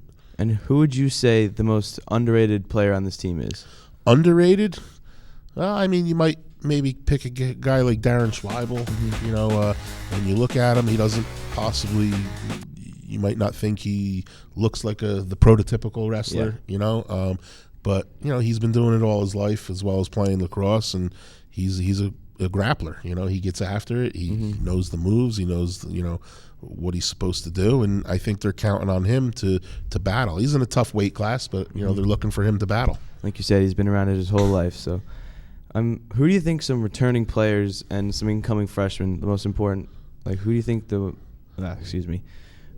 this team, who do you think the most important incoming freshmen and returning seniors are? They have a lot of good incoming freshmen, and that's what he's really excited about. Kids like Joe Stambouli and Dan Kilroy and Matt Sportelli, just to name a few, are really filling some valuable spots. Poor Matt Sportelli, he's wrestling at 195, and that weight class is traditionally a weight class for upperclassmen, whether it's a senior or junior. So here we have a 14 or 15-year-old young man going up possibly against an 18-year-old, where you can be at a physical disadvantage. Now, the fact that they're at 195 means they're the same weight, but your body tone might be a little different at 195. So he's going to have some tough battles, but the three of them, I think they're counting on just to really have a good year for them and really contribute to the lineup. Now, like you said before, the tournament was a big win for them, but what do they still need to improve on to become a wrestling powerhouse? I mean, not a powerhouse, but a better wrestling team. Yeah, well, when it comes to wrestling, you got to stay off your back. The more you stay off your back, you can't give up those 6 points. If you're getting pinned, you're giving up 6 points. So even if, let's say, you're not expected to win your match, if you can stay off your back and maybe limit the other team to 3 points, that's going to serve you better. I would say that, and just to continue what they're doing in the off season. That's what's going to improve your program. That's what it all comes down to. And gaining a little confidence. Winning that tournament gives them confidence, maybe gives a little a shout out to the rest of the school. Hey, we can do this. So kids who maybe weren't thinking about wrestling because, in the past they haven't been great, now they see some success and they're like, you know what, maybe this is something I want to go out for and be a part of. Now, who has stepped up into that role that the team desperately needed that they didn't have in past years?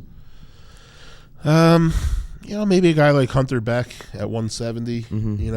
Again, another tough weight class. I mean, they're all tough, but a tough weight class. If they can get some points at a Hunter, I would say that'll be certainly beneficial for them.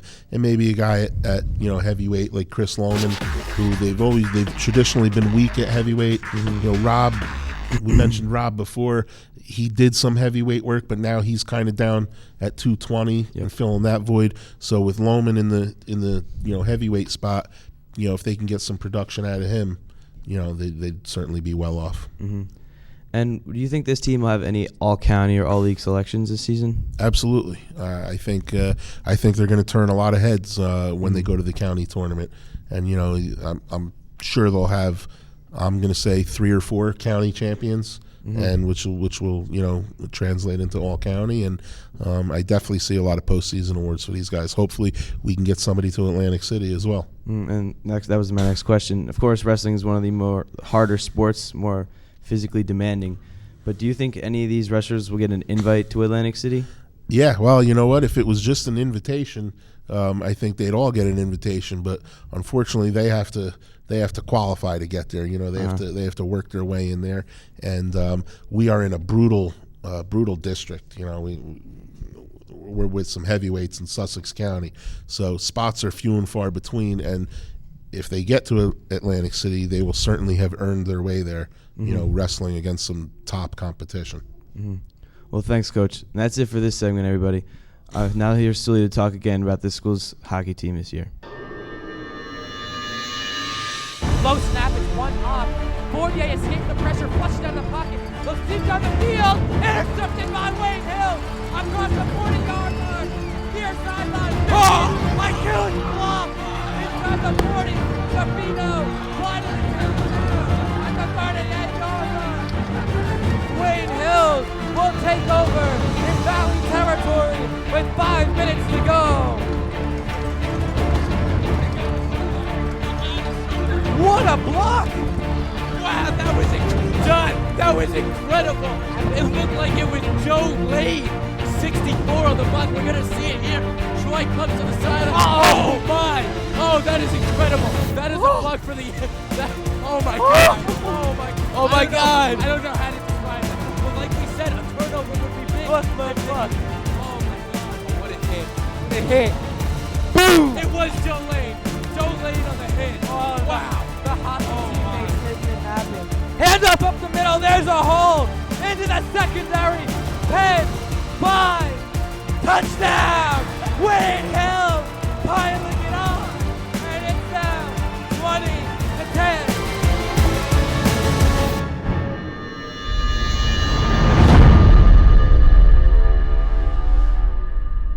Hey guys, I'm Suli Wali here again with Coach Goldy, and we are going to talk about how the hockey team is doing this year. All right, I'd like to get started by talking about head coach, Coach Sirs, and how the team has been performing under his coaching. Yeah, Coach Sirs was the assistant coach last year, and he was a late appointee as head coach this year. A very experienced coach, played at a very high level of professional hockey at the junior level. So he's certainly well knowledged in the sport of hockey, and he's doing a great job molding these kids and building off of some of their success that they had last year. You know, there are a lot of players you guys lost, but there are also some returning stars that have been coming back. So how are the returning stars been impacting the team? Well, very well. You know, obviously all the experience that you have is certainly beneficial to your team. So, you know, kids like Eddie Porter on defense and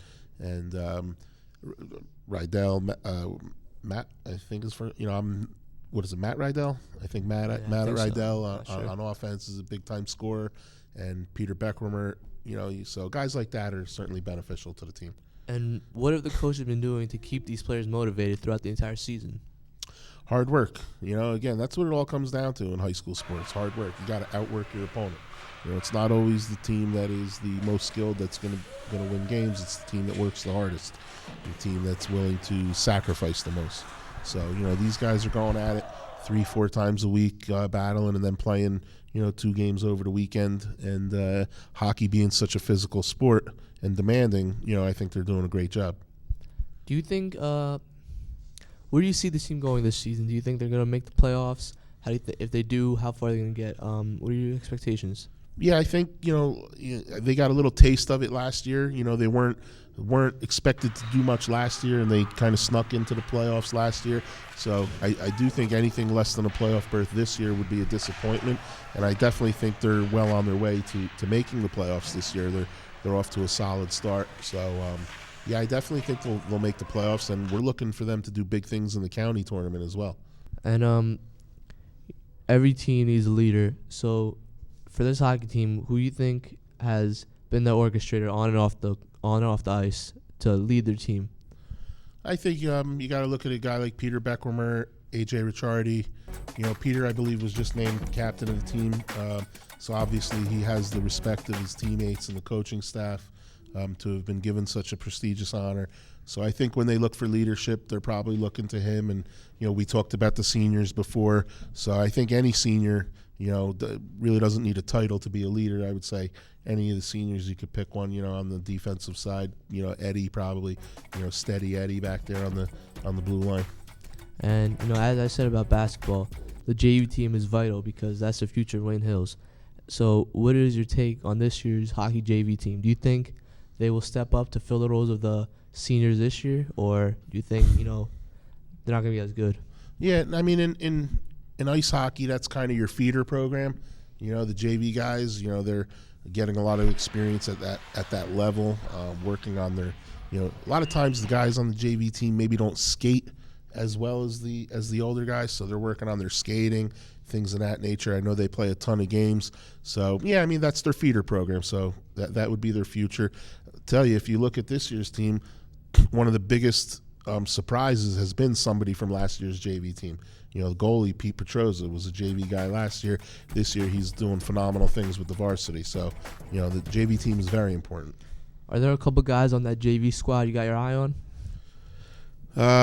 You know, haven't been to, you know, any JV games, to be honest with you, so I wouldn't know as far as who they're counting on. But, you know, any of the young guys would be able to step up and fill those roles next year. All right, thanks. And what does the team need to improve on in order to take the next step to become a championship caliber team? You know, maybe just depth. You know, they're, you know, staying out of the penalty box. You know, that's a big thing. You know, if you can limit your penalties and keep the other team off power play situations, you're certainly going to be successful. So definitely, I would say, you know, staying out of the penalty box would be something that they could improve upon. Do you see any players from this squad being all county or all league towards the end of the season? Without a doubt. You know, I think we're the favorite in the county. So I would say that county team should be filled with Wayne Hills kids. You know, whether it's 3, 4, 5, you never know. But I definitely think we have a lot of all-county players. Obviously, Rydell, I think, is a name that jumps out as an all-county player. And you know what? Pete Petroza, well on his way to becoming an all-county goalie. And, you know, just quickly, a quick question. Yes or no, do you think this team will win the championship I believe this team will win the Passaic County Championship, without a doubt. this season? This season. All right, thanks, Coach. That's it for this portion of Rain Delay. Join us next time for more of the latest and most trending sports topics. From Matt Byrne and Coach Goldy, I'm Suli Wali. See you next time.